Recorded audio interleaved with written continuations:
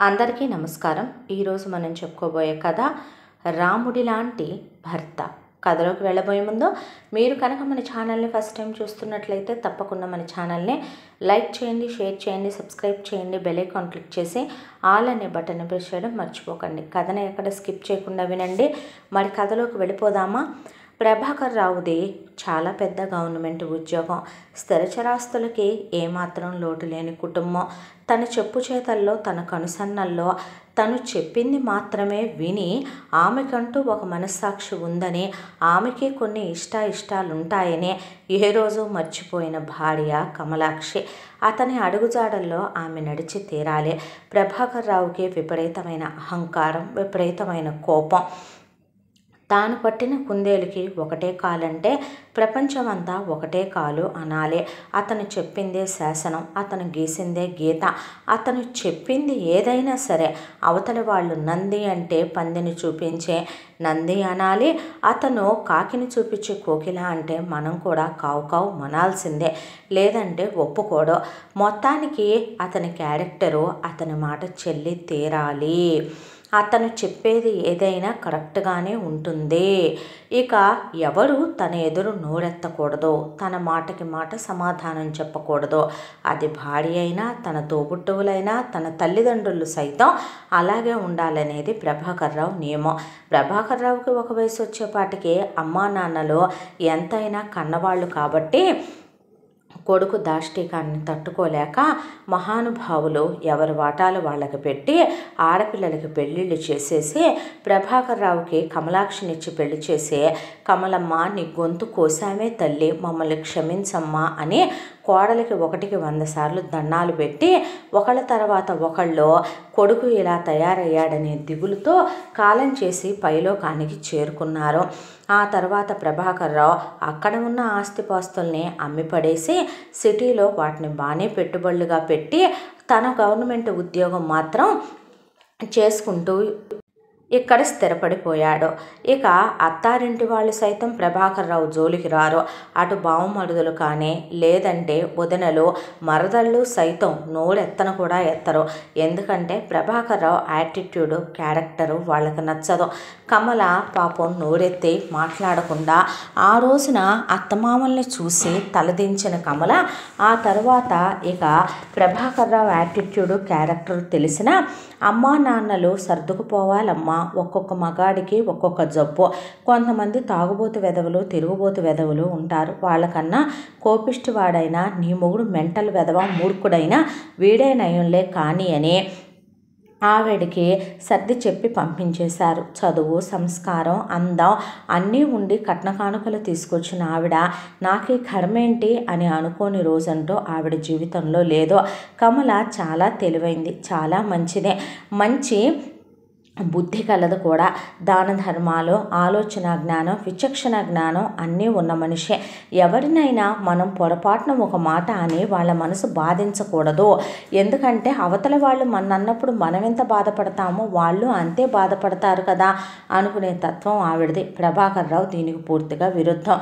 అయినా కట్టుకున్న కట్టెతో పాటే కాలిపోవాలి అనే విధంగా ఆవిడ జీవితం అలా గడిచిపోతూ కొంతకాలానికి ప్రభాకర్ రావుకి కమలాక్షికి మొదటి కాన్పులో కూతురు పుట్టింది. కూతురి పేరు జయంతి అని పెట్టాడు ప్రభాకర్ రావు. ఆవిడ నోరెత్తడానికి వీల్లేదు. ఆ తరువాత 5 సంవత్సరాలకి కొడుకు పుట్టాడు. వారసుడికి శ్రీరామ్ అని పేరు పెట్టారు. ఇక ప్రభాకర్ రావు సంగతి ఏమో కానీ ఎక్కడైనా తండ్రి గుణాలు ఒకళ్ళకి, తల్లి గుణాలు ఒకళ్ళకి వస్తాయి అంటారు పిల్లలకి. కానీ జయంతి, శ్రీరామ్ ఇద్దరూ కూడా బంగారు కొండలే. ముఖ్యంగా చెప్పాలంటే జయంతి గురించే. పిల్ల చాలా నెమ్మది, తొందరపడి ఏ నిర్ణయం తీసుకోలేదు, బెరుకు మనస్తత్వం. మనసు కాసేపు ఇది రైట్ అని చెప్తే కాసేపు దాన్నే రాంగ్ అని కప్పగింతులు వేసేస్తుంది. ఏదైనా నిర్ణయం తీసుకునే ముందు ఆలోచించాల్సింది పోయి ఒక నిర్ణయం తీసుకోవాల్సిన టైం వచ్చేసింది, మనం ఎడ్జ్కొచ్చామన్నప్పుడు ఎవరో ఒకళ్ళ ప్రభావం తన మీద పడిపోయి ఆ నిర్ణయాన్ని పూర్తిగా మార్చేసుకుంటుంది జయంతి.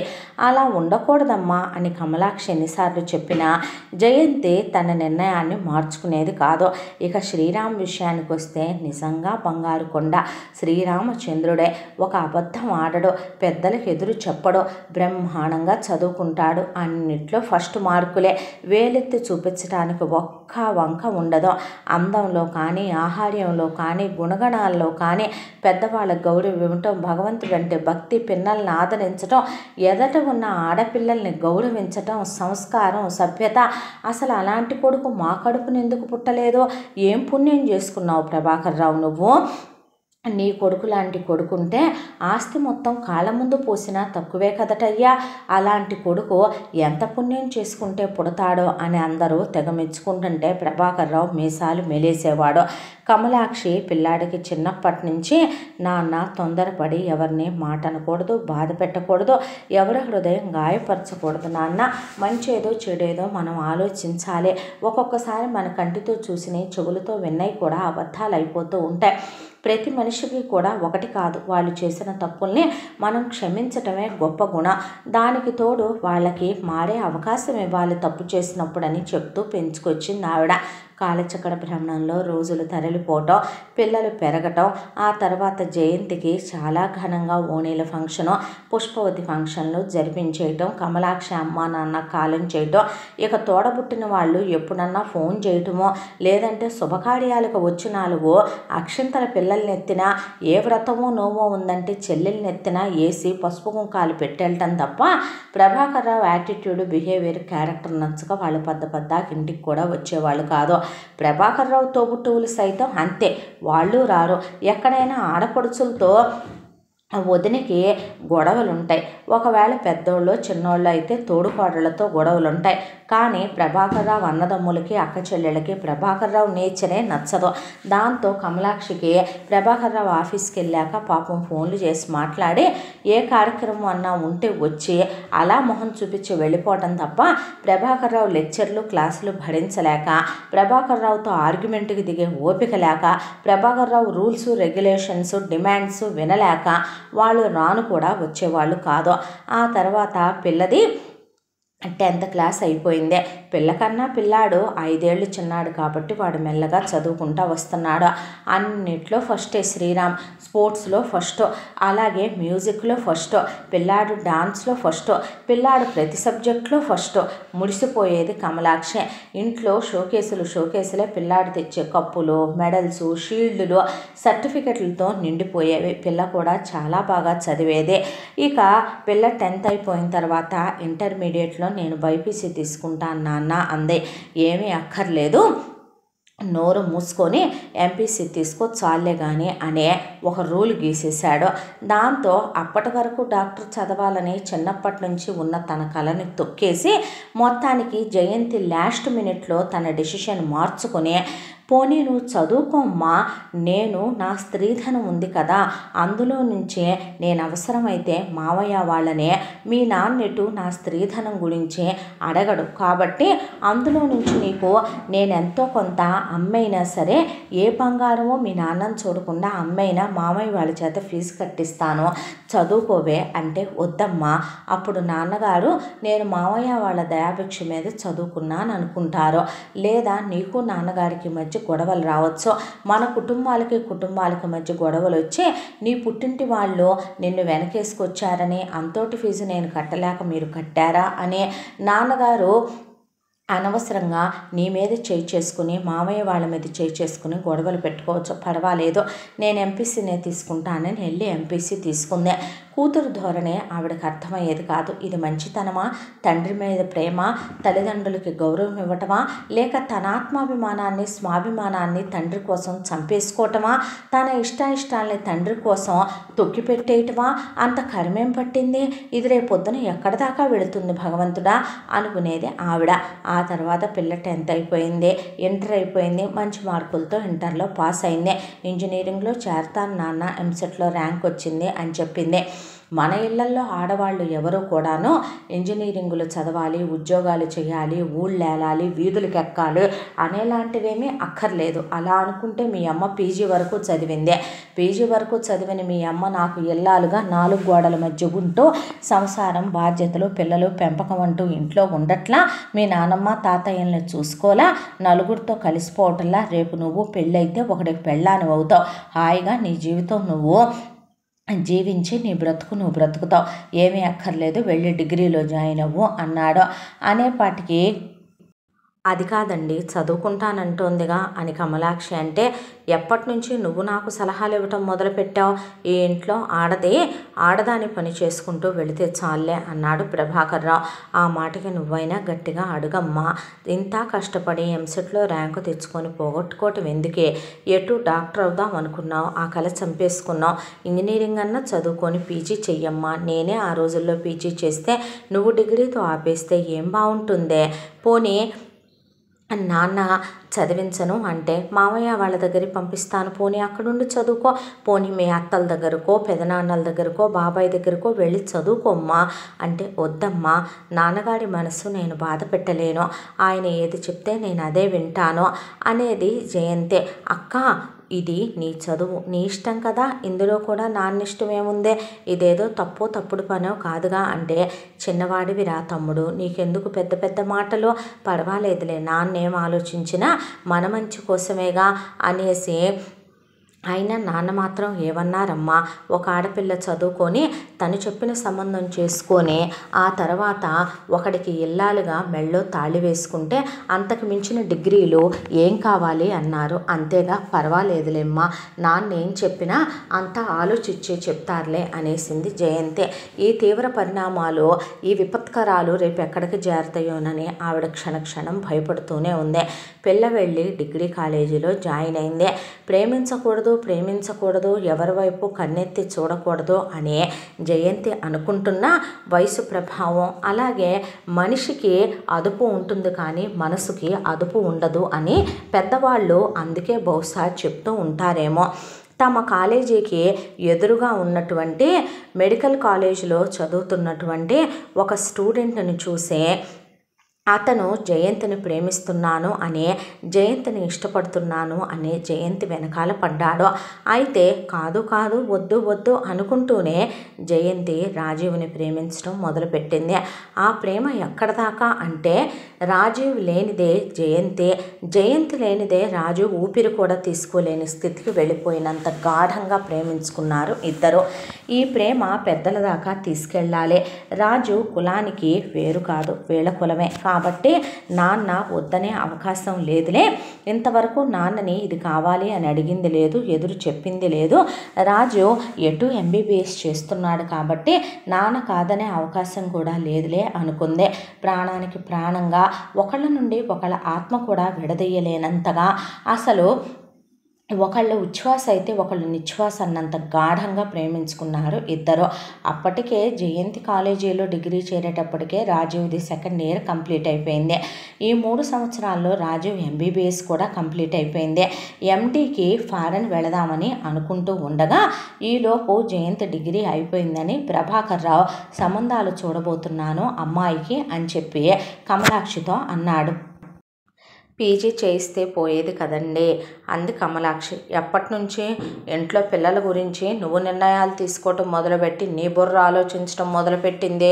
వాళ్ళకి ఏది మంచో ఏది చెడో నాకు తెలియదా అని ప్రభాకర్ రావు నేను ఒక సంబంధం చూశాను అది ఇది అని మాట్లాడబోతుండగా, అప్పటి వరకు పుట్టి బుద్ధెరిగిన తర్వాత తమ్ముడితో ఆడుకోవటం, ఆటపాటలు, తల్లికి పనుల్లో సహాయం చేయటం, తండ్రి చెప్పినట్టు వినటం, అన్నిట్లో చదువుకోవటం, తండ్రి ఏదంటే అదే చదువుకొని అదే మాట వినటం, వంచిన తల ఎత్తకుండా ఉండే జయంతి మీతో ఒకసారి మాట్లాడాలి నాన్నగారు అంటే, ఏ విషయం గురించి అన్నాడు ఆయన.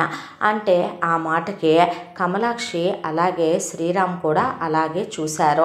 చూసేసరికి నేను ఒక అబ్బాయిని ప్రేమిస్తున్నాను నాన్న, అతని పేరు రాజు, అతనిది MBBS కంప్లీట్ అయింది, వాళ్ళది కూడా మన క్యాస్టే, స్థిరచరాస్తులు బాగా ఉన్నాయి, చూడటానికి కూడా బాగుంటాడు, ఎలాంటి బ్యాడ్ హ్యాబిట్స్ కూడా కూడా లేవు.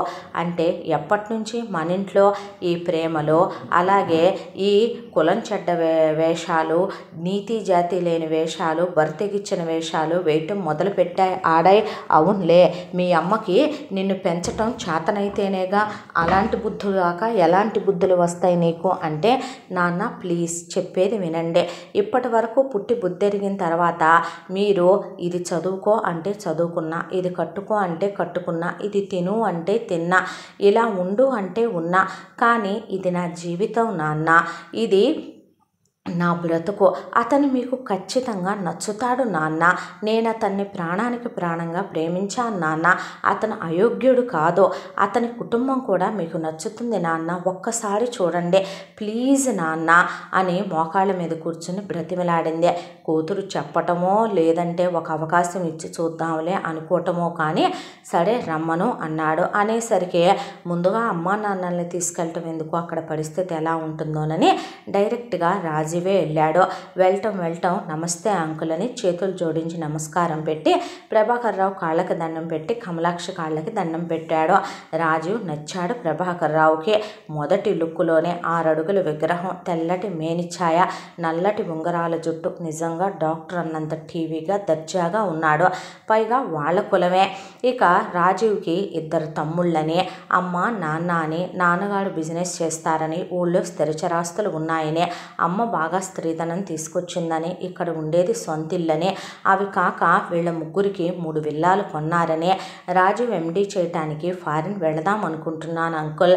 మీరు పెళ్ళి చేసిన తర్వాత జయంతిని ఇక్కడే ఉంచుకొని మీరు పీజీ చేయిస్తానన్నా సరే, లేదు అంటే కనుక నేనెటు ఎండీ చేసి అక్కడ ఉందామనేం అనుకోవటం లేదు. ఎందుకంటే తను మీ అందరినీ వదిలిపెట్టి అక్కడ దాకా వస్తే పుట్టిల్లు దూరం అయిపోయి బాధపడుతుంది. పైగా నేను అమ్మా నాన్నల్ని విడిచి ఉండాలనుకోవటం లేదు. తిరిగి ఎండీ చేసి ఇక్కడికే వస్తా. ఆ 2 సంవత్సరాలు తన్ని తీసుకెళ్ళి ఎంఎస్ చేయించి తీసుకొస్తాను. మీ ఇష్టం, మీరు ఎలా చెప్తే అలా అన్నాడు రాజు. సరే మీ అమ్మా నాన్నల్ని రానివ్వు అన్న తర్వాత ప్రభాకర్ రావు మాట గురించి సరే రాజు వాళ్ళ అమ్మ నాన్నని తమ్ముళ్ళని తీసుకొచ్చాడు. వాళ్ళ అమ్మ నచ్చింది, వాళ్ళ నాన్న నచ్చాడు, కుటుంబం నచ్చింది. ఆ తర్వాత వాళ్ళ తమ్ముళ్ళు నచ్చారు. వాళ్ళ తమ్ముళ్ళు ఇంకా చదువుల్లోనే ఉన్నారు. వాళ్ళ ఆస్తిపాస్తులు స్థితిగతులు అన్నీ నచ్చాయి. చాలా గ్రాండ్గా ఆ తర్వాత ఎంగేజ్మెంట్కి ఏర్పాట్లు జరుపుకొని ఎంగేజ్మెంట్ చేసేసుకున్నారు. రాజీవ్కి జయంత్కి ఎంగేజ్మెంట్ అయిపోయింది. అయిపోయిన తర్వాత ప్రభాకర్ రావు ఒకరోజు సడన్గా ఈ పెళ్ళి జరగదు అన్నాడు.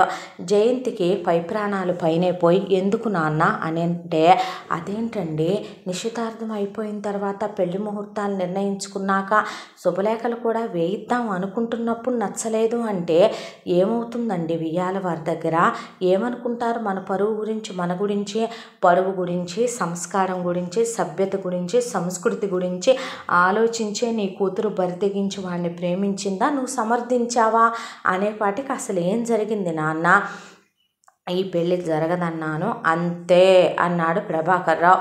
ఆ మాటకి జయంతి ఏడుస్తూ రాజుకు ఫోన్ చేసేసరికి రాజు పరిగెత్తుకుంటూ వచ్చి, అంకుల్ ఎందుకని ఈ పెళ్ళి జరగదు అన్నారంట అనేపాటికి, జరగదంటే జరగదంతే.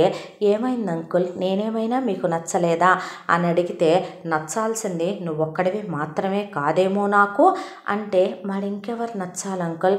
మా అమ్మ, మా తమ్ముళ్ళు, మా నాన్న. అదే చెప్తున్నా.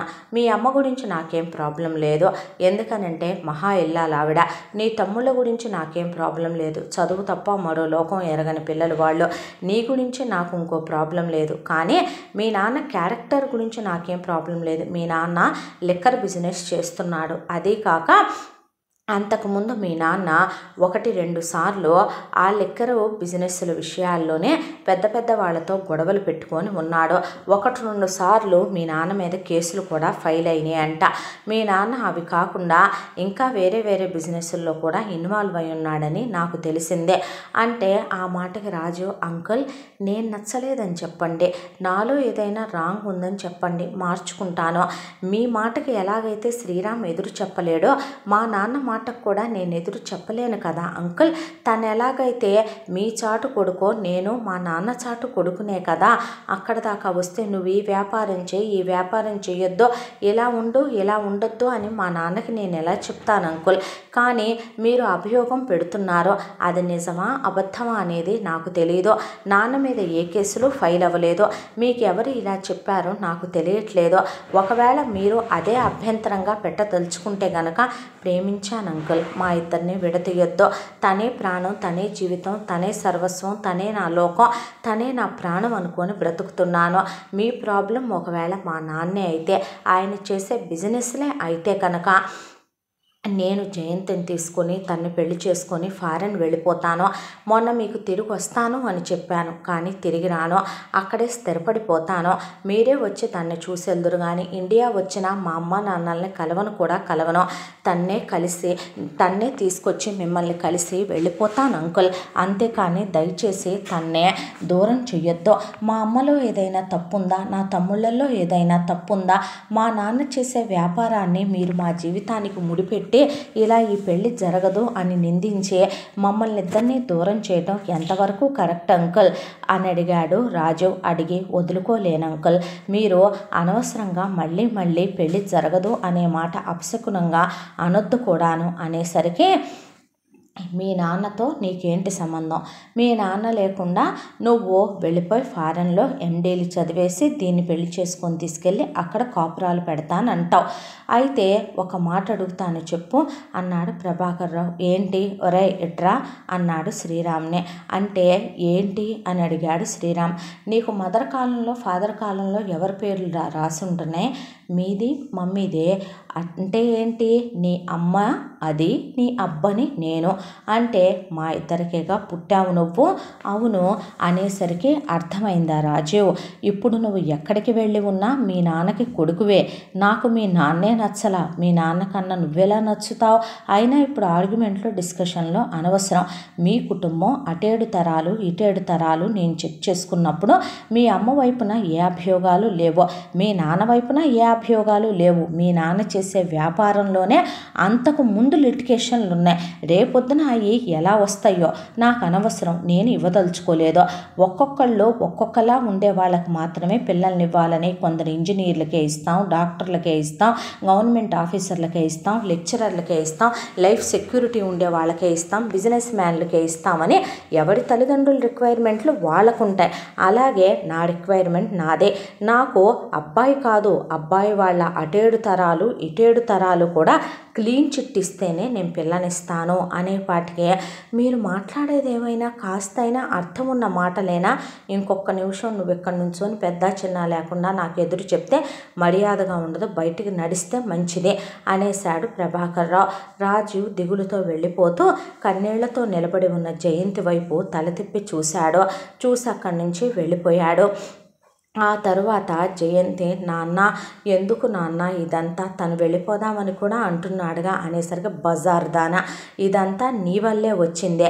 నీలాంటి నీతి జాతి లేని దాన్ని కంటం నేను చేసిన పెద్ద తప్పే. పనికి మాలిందానా, ఎవరిని పడితే వాడిని నీకు ప్రేమలు కావాలి, ప్రేమలు అసలు నువ్వు ఉమెన్స్ కాలేజీకి వెళ్ళటం ఏంటి, ఎదురు మెడికల్ కాలేజీలో చదివేవాడికి లైన్లేసి సైట్లేసి ముగ్గులేసి ముగ్గుల్లో దించడం ఏంటి, పనికి మాలిందానా, వాడితో కాలేమైనా జారావా, నీతి మాలిందానా అని పడేసి కొడుతుంటే కూతుర్ని చూడలేని కమలాక్షి, ఆగండి అదేం తప్పు చేసిందని కొడుతున్నారండి అనేపాటికి అదే తప్పు చేయలేదంటావు. నువ్వు కూడా ఇలాగే పెళ్లికి ముందు 10 చేతులు మారి 11వ చేతి కింద నా దగ్గరికి వచ్చావా ఏంటి, పనికి మాలిందానా అని లాగిపెట్టి కమలాక్షిని కొట్టి, ఎప్పటి నుంచి నువ్వు ఉచిత సలహాలు ఇవ్వటం మొదలుపెట్టావు నాకు? ఈ ఇంట్లో ఎవరికి ఏది మంచో ఏది చెడో నాకు తెలియదా? ఎవరి బ్రతుకులు ఏం చేస్తే కరెక్ట్గా ఉంటాయో నాకు తెలియదా? నువ్వు చెప్తే వినే స్థితిలో ఉన్నానంటే నేను మొగుడు నువ్వు పెళ్ళామనే విషయం మర్చిపోయి కండకావరంతో కళ్ళు మూసుకుపోయి కొవ్వెక్కి మదమెక్కి పొగరెక్కి నాకే సలహాలు ఇద్దామనుకుంటే బొందులో ప్రాణం తీస్తాను జాగ్రత్త అనేపాటికి శ్రీరామ్ 10th క్లాస్కి వచ్చిన పిల్లాడే అయినా సరే ప్రభాకర్ రావుతో నాన్నగారు ఆడవాళ్ళని కొట్టడం ఎక్కడ సంస్కారం అంటారో, అక్క ఒకళ్ళని ప్రేమించింది, మొదట వాళ్ళు మీకు నచ్చారు, మీకు నచ్చందే వాళ్ళ నాన్న చేసే వ్యాపారం, అమ్మని చేయి చేసుకునేంత తప్పు అమ్మ ఏం చేసిందే, మీరు చాలా తప్పు మాట మాట్లాడారు, 10 చేతులు మాడి ఒక ఆడది వచ్చింది అంటే దానికి అర్థం ఏంటి నాన్న, అలాంటి ఆడదాన్ని మీరు వివాహం చేసుకునేంత తెలివి తక్కువ వారా, మీరు అలా మాట్లాడొచ్చా నాన్న, ఇది తప్పు ఇది ఒప్పు అని 10 మందికి చెప్పే కుటుంబాలు మనవే, ఇంటి పేర్లు మనవే, మనకి గోత్రం ఉంది, వంశం ఉంది, క్షేత్రం ఉంది, అది ఉంది ఇది ఉంది అని చెప్పుకుని అటేడు తరాలు ఇటేడు తరాల గురించే మనం వాళ్ళ గురించి ఆచూకీ తీయటమే తప్పు. వాళ్ళు తీస్తూ కూర్చుంటే మన వాళ్ళల్లోనూ ఎక్కడో ఒక చోట ఏదో ఒక లోపం దొరుకుండేదేమో. అయినా ఒకవేళ అతనిలో తప్పు ఉంటే వెళ్ళొద్దు అనాలి. వాళ్ళ అమ్మలోనో వాళ్ళ తమ్ముళ్ళల్లోనో వాళ్ళ నాన్న క్యారెక్టర్ అయినా సరే తప్పు ఉంటే కాదనాలే. మీరు ఇప్పుడు కాదు కూడదు అని అక్కని వేరే సంబంధం చూసి ఇచ్చి చేస్తారు. మనం పెళ్ళైతే చేయగలం నాన్న, కానీ 4 గోడల మధ్య శరీరాలను కలపగలమేమో, మనసుల్ని మాత్రం కలపలేము నాన్న, మీరు పెద్దవారు, సంస్కారంతో ఆలోచించండి నాన్న అనేపాటికి నువ్వెంత, నీ వయసు ఎంత, వెదవన్నర వెదవ, ఈడ్చితంతే 10th క్లాస్ అయ్యింది నీదే, నువ్వు నాకు ఉచిత సలహాలు ఇచ్చి పడకలు 4 గదులు శరీర కలయికలు మనసుల కలయికలు అనేంత పెద్ద పెద్ద మాటలు మాట్లాడేంత ఈ బజార్ది నిన్ను బజారు పెంపకం పెంచింది ఏంట్రా అని పిల్లాడిని ఆపకుండా బెల్ట్ తెగిందాకా కొట్టేశాడు ప్రభాకర్ రావు. దాంతో ఆ రోజు నుంచి పిల్లాడు చిచ్చి వెదవ బ్రతుకో, ఇలాంటి కొంపలో పుట్టడమే తప్పు, ఇలాంటి పశువుకు పుట్టడం, ఇలాంటి మూర్ఖుడికి పుట్టడం మరొక తప్పు, నా తల్లి మౌనంగా విడాకులిచ్చి ఈ మనిషిని నడి రోడ్డుకి ఏడవకుండా ఇంకా భరిస్తూ బ్రతకడం ఇంకో తప్పు, ఇలాంటి వ్యక్తికి పుట్టి ఇతని పాదాల కిందనే నలిగిపోతూ తన ప్రేమను కూడా బలిపెడుతూ అక్క ఎందుకు ఇలా మౌనంగా ఊరుకుంటోంది, ఈ జన్మకి ఇలాంటి కొంపలో పుట్టిన మహాపాపానికి ఈ ఆడపిల్లని ప్రేమించకూడదు, ప్రేమించిన వాళ్ళు ఇతనికి నచ్చరు, అలా కాదని వాళ్ళకి ఆశలు రేపి వాళ్ళ జీవితాల్లో వాళ్ళని మీరే సర్వస్వం అనుకునేదాకా తీసుకొచ్చి చివరాఖరికి మా నాన్నకు నచ్చలేదు, సారీ మా నాన్నకి ఎదురెళ్తే ఎక్కడ ఇదైపోద్దోనో నేను మిమ్మల్ని పెళ్లి చేసుకోలేను అని చెప్పి ఈ ఇంటికి కోడళ్ళుగా తీసుకొద్దాం అనుకొని వాళ్ళని అవమానాలు పాలు చేయటం కన్నా ఈ జన్మకి ఇలా బతికేయటమే హాయి అనుకొని ఆ రోజునే ప్రేమ అనే మాటని అసలు పూర్తిగా తన మనసులో నుంచి తుడిచేశాడు శ్రీరామ్. ఆ తర్వాత రాజీవ్ వాళ్ళు వచ్చారు, బ్రతిమిలాడారు ప్రభాకర్ రావుని 100 సార్లు. వాళ్ళ అమ్మ నాన్న వచ్చి బ్రతిమిలాడారు. ఆయన అసలు కనీసం చెవికి కూడా ఎక్కించుకోలేదు. చుట్టాలు బంధువులు కమలాక్షి తరపు వాళ్ళు ప్రభాకర్ రావు తరపు వాళ్ళు ఎంతమంది వచ్చి చెప్పినా ఆహా నేను పట్టుకున్న కుందేలకు ఒకటే కాలు అని కూర్చున్నాడు. ఆ తర్వాత చిట్ట చివరికి ప్రభాకర్ రావు ఆఫీసులో వాళ్ళు కూడా వాళ్ళ నాన్న ఏదో చేస్తే పిల్లాడి తప్పే ఉందరా అంటే మీరు స్నేహితుల వరకే ఉండండి, ఉచిత సలహాలు ఇవ్వద్దని వాళ్ళ నోరు మూయించేశాడు. ఎట్టకేలకి ప్రభాకర్ రావు తన పంతం నెరవేర్చుకొని అటేడు తరాలు ఇటేడు తరాలు చెక్ చేశాను, అబ్బాయి క్లీన్ చిట్టు, అబ్బాయి ఫారెన్లో ఉంటాడు, పెద్ద ఉద్యోగంలో ఉన్నాడు, దీని ప్రేమాయణం మొత్తం గురించి కూడా చెప్పాను, అయినా సరే పెద్ద మనసుతో ఒప్పుకొని పెళ్లి చేసుకుంటానన్నాడు. అంటే అదేమన్నా కాలు జాడిందా, కడుపు చేయించుకొచ్చిందా, పెద్ద మనసుతో చేసుకోవటానికే తప్పులు చేసిందా, తప్పుడు పనులు చేసిందా, అబ్బే నీ కూతురు మహాపతివ్రత, ఒకడితో 3 ఏళ్ల పాటు ప్రేమాయణం జరిపిన ఆడదే ఏమీ జరిపించుకోకుండా ఏమీ చేయించుకోకుండా వచ్చిందంటే నమ్మటానికి వాడేమి పాతకాలం నాటివాడు కాదే, ఈ కాలం మగాడు అనేసరికి ఈ ఇంట్లో అలాంటి మాట్లాడకూడదు కదమ్మా, మహాపాపాలు చుట్టుకుంటే అలాంటి మాటలు మాట్లాడితే అన్నాడు శ్రీరామ్. నోరు ముయ్యకపోతే మూసిందాక తంతా నిన్ను అని చెప్పి మొత్తానికి జయంతిని పెళ్లి చూపుల్లో కూర్చోబెట్టేశాడు. నిశ్చయితాంబూలాలు అయిపోయినాయి.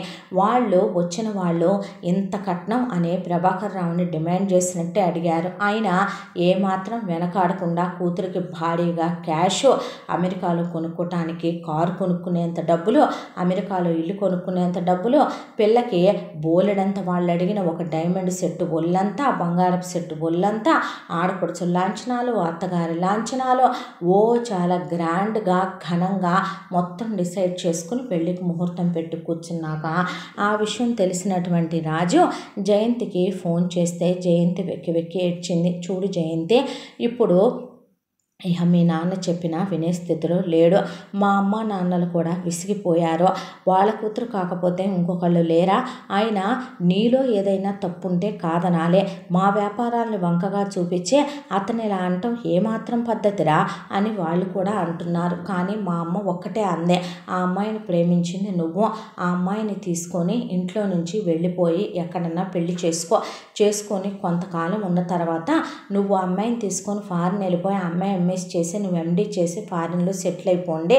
కొంతకాలానికి పరిస్థితులన్నీ కాస్త కూల్ అవుతాయి, ఆ తర్వాత తిరగొద్దు కానీ అని కూడా చెప్పాడు రాజు. నీకోసం నేను ఎదురు చూస్తూ ఉంటాను, ఈరోజు రాత్రికి బయలుదేరి వచ్చేసే వెళ్ళిపోదాం అని చెప్పాడు. అన్నీ సిద్ధం చేసుకున్నాడు. వీసాలు, పాస్పోర్ట్లు, పెళ్ళికి కావలసిన రిజిస్టర్ ఏర్పాట్లు అన్నీ జయంతికి చెప్పటంతోనే పాపం సిద్ధం చేసుకొని పెట్టుకున్నాడు రాజు. అయితే ఆలోచించింది తన తండ్రి వినే స్థితిలో లేడు కాబట్టి చెప్పిన ఇక అనవసరం అనుకొని లేచి బ్యాగ్ సర్దుకొని కిందకి దిగొచ్చేసరికి ప్రభాకర్రావు హాల్లో లైట్లు వేశాడు. కమలాక్షి, శ్రీరామ్ కూడా లేచి వచ్చారు. చూస్తే జయంతి బ్యాగ్ తీసుకొని కిందకి దిగితే ప్రభాకర్రావు వెళ్ళి మెయిన్ డోర్లో తలుపులు తీసేసి గేట్లు కూడా తీసొచ్చి నువ్వు నిరభ్యంతరంగా వెళ్ళిపోవచ్చు.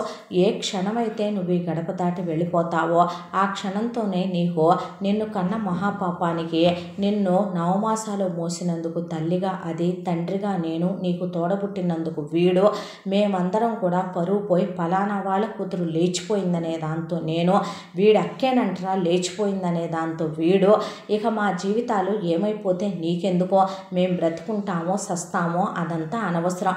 మా శవాల మీద నుంచే నడిచెళ్ళి పెళ్ళిళ్ళు చేసుకుంటావో, మా చితిమంటల్నే అగ్నిసాక్షిగా చేసుకొని నువ్వు పెళ్లి చేసుకుంటావో ఇక అదంతా అనవసరం. నువ్వు కావాలనుకుంటున్న దారి అది. ఒకవేళ నువ్వు ఆడనే కావాలనుకుంటే కనుక వాడి ఫ్యామిలీ ఎలాంటిదైనా, వాడి వాళ్ళు ఎలాంటి వాళ్ళైనా సరే వెళ్ళు చేసుకో. నువ్వు 7 సముద్రాలు దాటి వెళ్ళిపోయి బతుకుతావో ఈ క్షణంతో మాత్రం నీకు పుట్టిల్లు అనేది ఉండదు. ఒక్కటి మాత్రం గుర్తుపెట్టుకో, నేను చూసిన వాడు అన్ని విధాల ప్రయోజకుడు. అందం ఉంది, చదువు ఉంది, కుటుంబ గౌరవం ఉంది. అటేడు తరాలు ఇటేడు తరాలు వెతికినా లోపాలు లేవు. అబ్బాయికి 2 అక్కయ్యలు, 2 చెల్లెళ్ళు, ఒక అన్న ఒక తమ్ముడు. అంత పెద్ద కుటుంబంలోకి వెళితే నువ్వు సుఖపడతావు. నీకు అత్తారిల్లు ఉంటుంది. నీకు నేను చెప్పిన సంబంధం చేసుకుంటే పుట్టిల్లు ఉంటుంది. కష్టం సుఖం చెప్పుకోవటానికి అందరము ఉంటాం. కానీ నువ్వు అక్కడికి వెళ్తే నీకు పుట్టిల్లు అనేది శాశ్వతంగా ఉండదు. ఏదో ఒక రోజుకి నీకు అత్తారిల్లు కూడా ఉండదో తెలియదు. నేను చెప్పిన వాడిని చేసుకుంటే ఒక్క మాట మాత్రం వాడిని నిన్నెప్పటికీ అంటే, నా కోసమైనా సరే నీ అమ్మా నాన్నల్ని, నీ పుట్టింటి వాళ్ళని మోసం చేసి లేచిపోయి వచ్చిన ఆడదానివి నువ్వు. రేపొద్దున నన్ను వదిలేసి ఇంకొకటితో లేచిపోవని గ్యారంటీ ఏముంది అనే మాట నేను చూసిన పెళ్లి కొడుకైతే అండో. మరి నువ్వు ప్రేమించిన వాడు అండో నీ విఘ్నతకు వదిలేస్తున్నానన్నాడు ప్రభాకర్రావు. ఒకవైపున ప్రభాకర్రావు మాట్లాడుతూ ఉండగానే కమలాక్షి వెళ్ళిపోమని సైగ చేసింది. శ్రీరామ్ వెళ్ళిపోక్క అని పెదవులు కదలకుండా, మాట బయటికి రాకుండా సైగ చేసి అక్కకి చేతులతో సైగలు చేసి చెప్పారు. తండ్రి మీద ప్రేమో, లేకపోతే తండ్రి చెప్పిన మాటకు బద్ధురాలవటమో, పరువు గురించి ప్రతిష్ట గురించి ఆలోచించటమో, పుట్టింటి మీద మమకారమో, మరొకటో కానీ ఇక తండ్రి ఒక్కసారి అంటూ నువ్వు వెనక్కి తిరిగి వచ్చావో, తలుపులు మూసుకుపోయినాయో, నేను చెప్పిన వాడిని నువ్వు చేసుకోవటానికి మనస్ఫూర్తిగా ఒప్పుకున్నావనే. మళ్ళీ నువ్వు పెళ్ళైన తర్వాత వాడి చేత మీద చేతులు ఎంచుకోకపోవటం, వీడు గుర్తొస్తున్నాడని చెప్పటం, నేను కాపురం చేయను అని చెప్పటం, మొదటి రాత్రికి టైం తీసుకుందామని చెప్పటం, మనిద్దరం ఒకళ్ళనొకళ్ళం అర్థం చేసుకోవాలని చెప్పటం, నువ్వు పిల్లల్ని కనకపోవటం, ఇలాంటి వెధవేషాలు ఇస్తే నేను ఊరుకోను. వెళ్ళిపోవాలనుకుంటే నిరభ్యంతరంగా ఇప్పుడే వెళ్ళిపోను గడప దాటే. ఈ క్షణమే నేను నెత్తి నీళ్ళు పోసుకొని నా కూతురు పోయిందని పిండాలు పెట్టి దినం పెట్టేస్తా రేపు.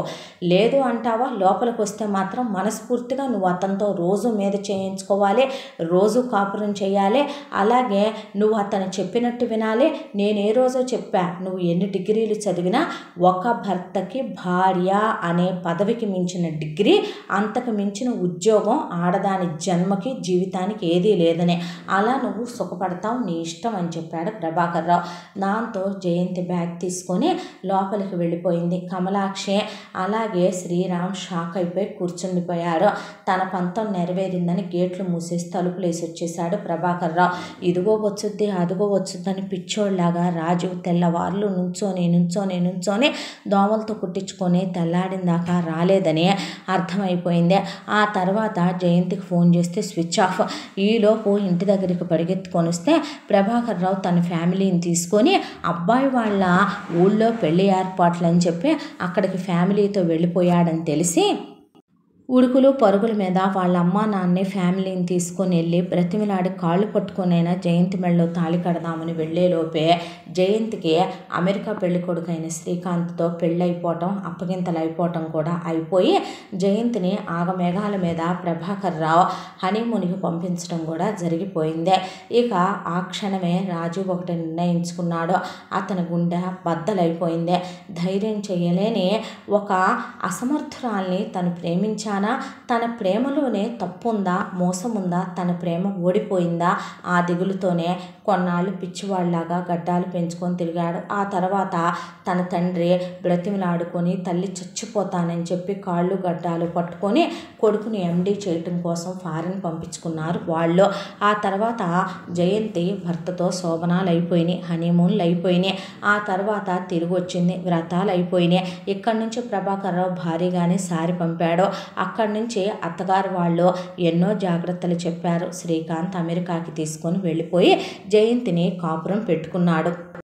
ప్రభాకర్ రావు జయంతి గురించి చెప్పిన ప్రభావం లేకపోతే అటేడు తరాలు ఇటేడు తరాలు చూసుకున్న ప్రభాకర్ రావు శ్రీరామ్ అన్నట్టుగా కాపురం చేయాల్సింది అటేడు తరాలు ఇటేడు తరాలతో కాదు, అతనితో అన్న మాట ప్రభావం. దేవుడు విన్నాడేమో బహుశా. కమలాక్షి వద్దో అంటున్నా రాజీవ్ వాళ్ళని లేని కారణాలు వెతికి సంబంధం కాలదన్నుకున్న ఇదో కానీ శ్రీకాంత్కి అనుమానపు జబ్బు ఎక్కువ. ఇక పెళ్ళయ్యి అలా వెళ్ళిన తర్వాత ప్రభాకర్ రావు ఇచ్చిన కట్నం నచ్చింది, పెట్టిన నగలు నచ్చినాయి, ఇచ్చిన ప్రాపర్టీలు నచ్చినాయి, లాంఛనాలు నచ్చినాయి, జయంతి అందచందాలు నచ్చినాయి. జయంతిని కొన్నాళ్ళు వాడేశాననే ఫీలింగ్ వచ్చిన తర్వాత ఇక లేని కారణాలని ఎంచి మరీ జయంతిని మాటలతో తూట్లు పొడి చేయటం, ఆ తర్వాత ఇంట్లో హౌస్ అరెస్ట్ చేసేయటం, ఇంట్లో నుంచి బయటకు పోనివ్వకుండా 4 గోడల మధ్య బందీని చేసేయటం, వంట పని, ఇంటి పని, పడక సుఖాన్ని అందించే యంత్రంగా తయారు చేయటం, మాటకు ముందు మాటకి వెనక నీ ప్రియుడు ఎలా ఉంటాడే, వాడు బాగానే సుఖపెట్టినట్టున్నాడు, నిన్ను అందంగా ఉంటావుగా చూడటానికి, బాగానే వాడుంటాడులే, ఒకడు వాడేసిన దాన్నే కదా నేను వాడుకుంటోంది అని మాటకు ముందు మాటకి వెనక ఒకవైపున మాటలతో తూట్లు పొడి చేసే ఇక జయంతి ఏం మాటలవి అని ఒక రోజున అనేసరికి జయంతిని చావు బాధేయటం కూడా మొదలుపెట్టాడు శ్రీకాంత్. భరించి ఒక 2 సంవత్సరాల పాటు పుట్టింట్లో చెప్పుకోలా. ఆ తర్వాత ఒకసారి ఇండియా వస్తే అమ్మగారి ఇంటికి వచ్చి ఎవరితో ఆడపిల్ల కష్టం సుఖం చెప్పుకుంటుంది, పుట్టింట్లో తల్లితోనే కదా. జయంతి కమలాక్షి ఒళ్ళో పడి ఏడ్చి మాటకు ముందు మాటకు వెనక రాజీవ్ గురించి ఎత్తి ఏదో ఒక కారణంతో చివరికి పడగదిలో కూడా తల్లివైపోయావమ్మా, నీతో కాబట్టి చెప్పుకోగలుగుతున్నాను, ఎవరితో చెప్పుకోవాలో అర్థం కావటం లేదు, వాడు నాలాగే ఉంటాడా, వాడు నాలాగే సుఖపెట్టేవాడా, నేను నీతో కలిసినంతసేపే మీ ఇద్దరూ కలిసి ఉండేవాళ్ళ, నాకన్నా నేను బాగా నీతో సంసారం చేసి సుఖపెడుతున్నానా, వాడు బాగా సుఖపెడుతున్నాడా అని హింసలు పెడుతున్నాడమ్మా నన్ను. ఈ నరకం చాలదని అమెరికాకి పద్దపద్దాక వాళ్ళ అమ్మ నాన్న వస్తారు, ఆ తర్వాత వాళ్ళ అక్కలు ఒక ట్రిప్ వస్తారు, చెల్లెళ్ళు ఒక ట్రిప్ వస్తారు, ఆ తర్వాత వాళ్ళ అన్నయ్య వదిన వాళ్ళ తమ్ముడు మరదలు చాకిరీ చేసి ఒళ్ళు హోనం అయిపోతోందమ్మా అని జయంతి కమలాక్షి ఒళ్ళో పడి ఏడ్చింది. ఆ మాటకి ప్రభాకర్ రావుని కమలాక్షి పిల్ల బ్రతుకు ఇలా ఉందంట, ఒకసారి అడిగితే పోద్దేమో కదూ అల్లుణ్ణి, మీరు ఎంత చెప్తే మాత్రం నిజం దాయకూడదని అలా పిల్లని హింస పెట్టడం కరెక్ట్ కాదు కదండి అనేసరికి ప్రభాకర్ రావు శ్రీకాంత్ వాళ్ళ అమ్మా నాన్నల్ని పట్టుకొని అలా పిల్లని కొట్టడం ఏంటి, తిట్టడం ఏంటి, పద్దాకా వెళ్ళి మీరు అక్కడ ఉండటం ఏంటి అని అడిగితే ఆ మాటకి నువ్వెవడవరా నాకు చెప్పటానికి అని అడిగాడు శ్రీకాంత్. ఏంట్రా నువ్వు మాట్లాడేది అని ప్రభాకర్ రావు అంటే, అవును, కన్యాదానం చెయ్యకముందు వరకు, నువ్వు దాన్ని నాకు దానం ఇవ్వక ముందు వరకు అది నీ ఇంటి పేరు మోసింది కాబట్టి, నీ గోత్రాన్ని మోసింది కాబట్టి నీ కూతురు అంటారు. నువ్వు నాకు ఒకసారి కన్యాదానం చేసి అప్పగించిన తర్వాత అది నా ఇంటి పేరు నా గోత్రం మోస్తుంది కాబట్టి నా పెళ్ళాం అంటారు.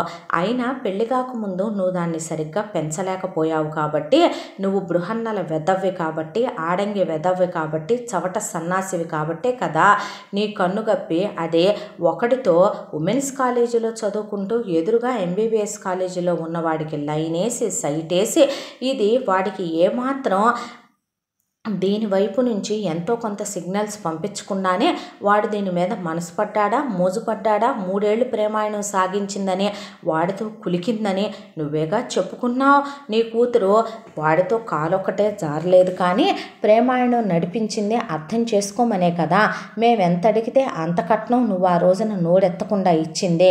మరి ఈ రోజున ఎందుకు లేస్తుందిరా నీ నోరు? అయినా ఒక విషయం చెప్పమంటావా, నీకు నీ కూతుర్ని పెంచడం చేతగాల. నువ్వు చేతగానే చవట వెదవ్వే, పనికి మాలిన సన్నాసివే కాబట్టే అది బరితెగిచ్చి బజార్న పడి బజారు దానిలాగా అది ఒకడితో ప్రేమాయణం సాగించి వాడితో కులికి వాడితో కాలేజారిందో పడకలే ఎక్కిందో ఇహదంతా అనవసరం, అక్కడ దాకా వెళ్ళిందే. ఇప్పుడు అది నా పెళ్ళాం.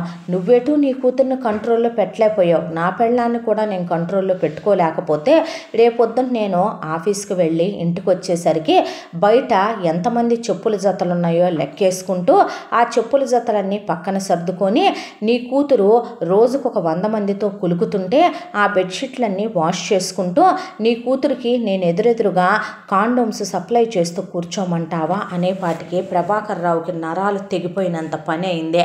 కమలాక్షి మాటలవి అనేపాటికి మీకేం తెలియదు, మీరు మాట్లాడకండి. అసలైనా నాకు అర్థం కాని విషయం ఒకటి అడుగుతాను నిన్ను డైరెక్ట్గా. ఏంటో తెలుసా, ఇలాంటి చేతగాని చవట వాజమ్మ వెధవతో నువ్వు కాబట్టే కాపురం చేసావు.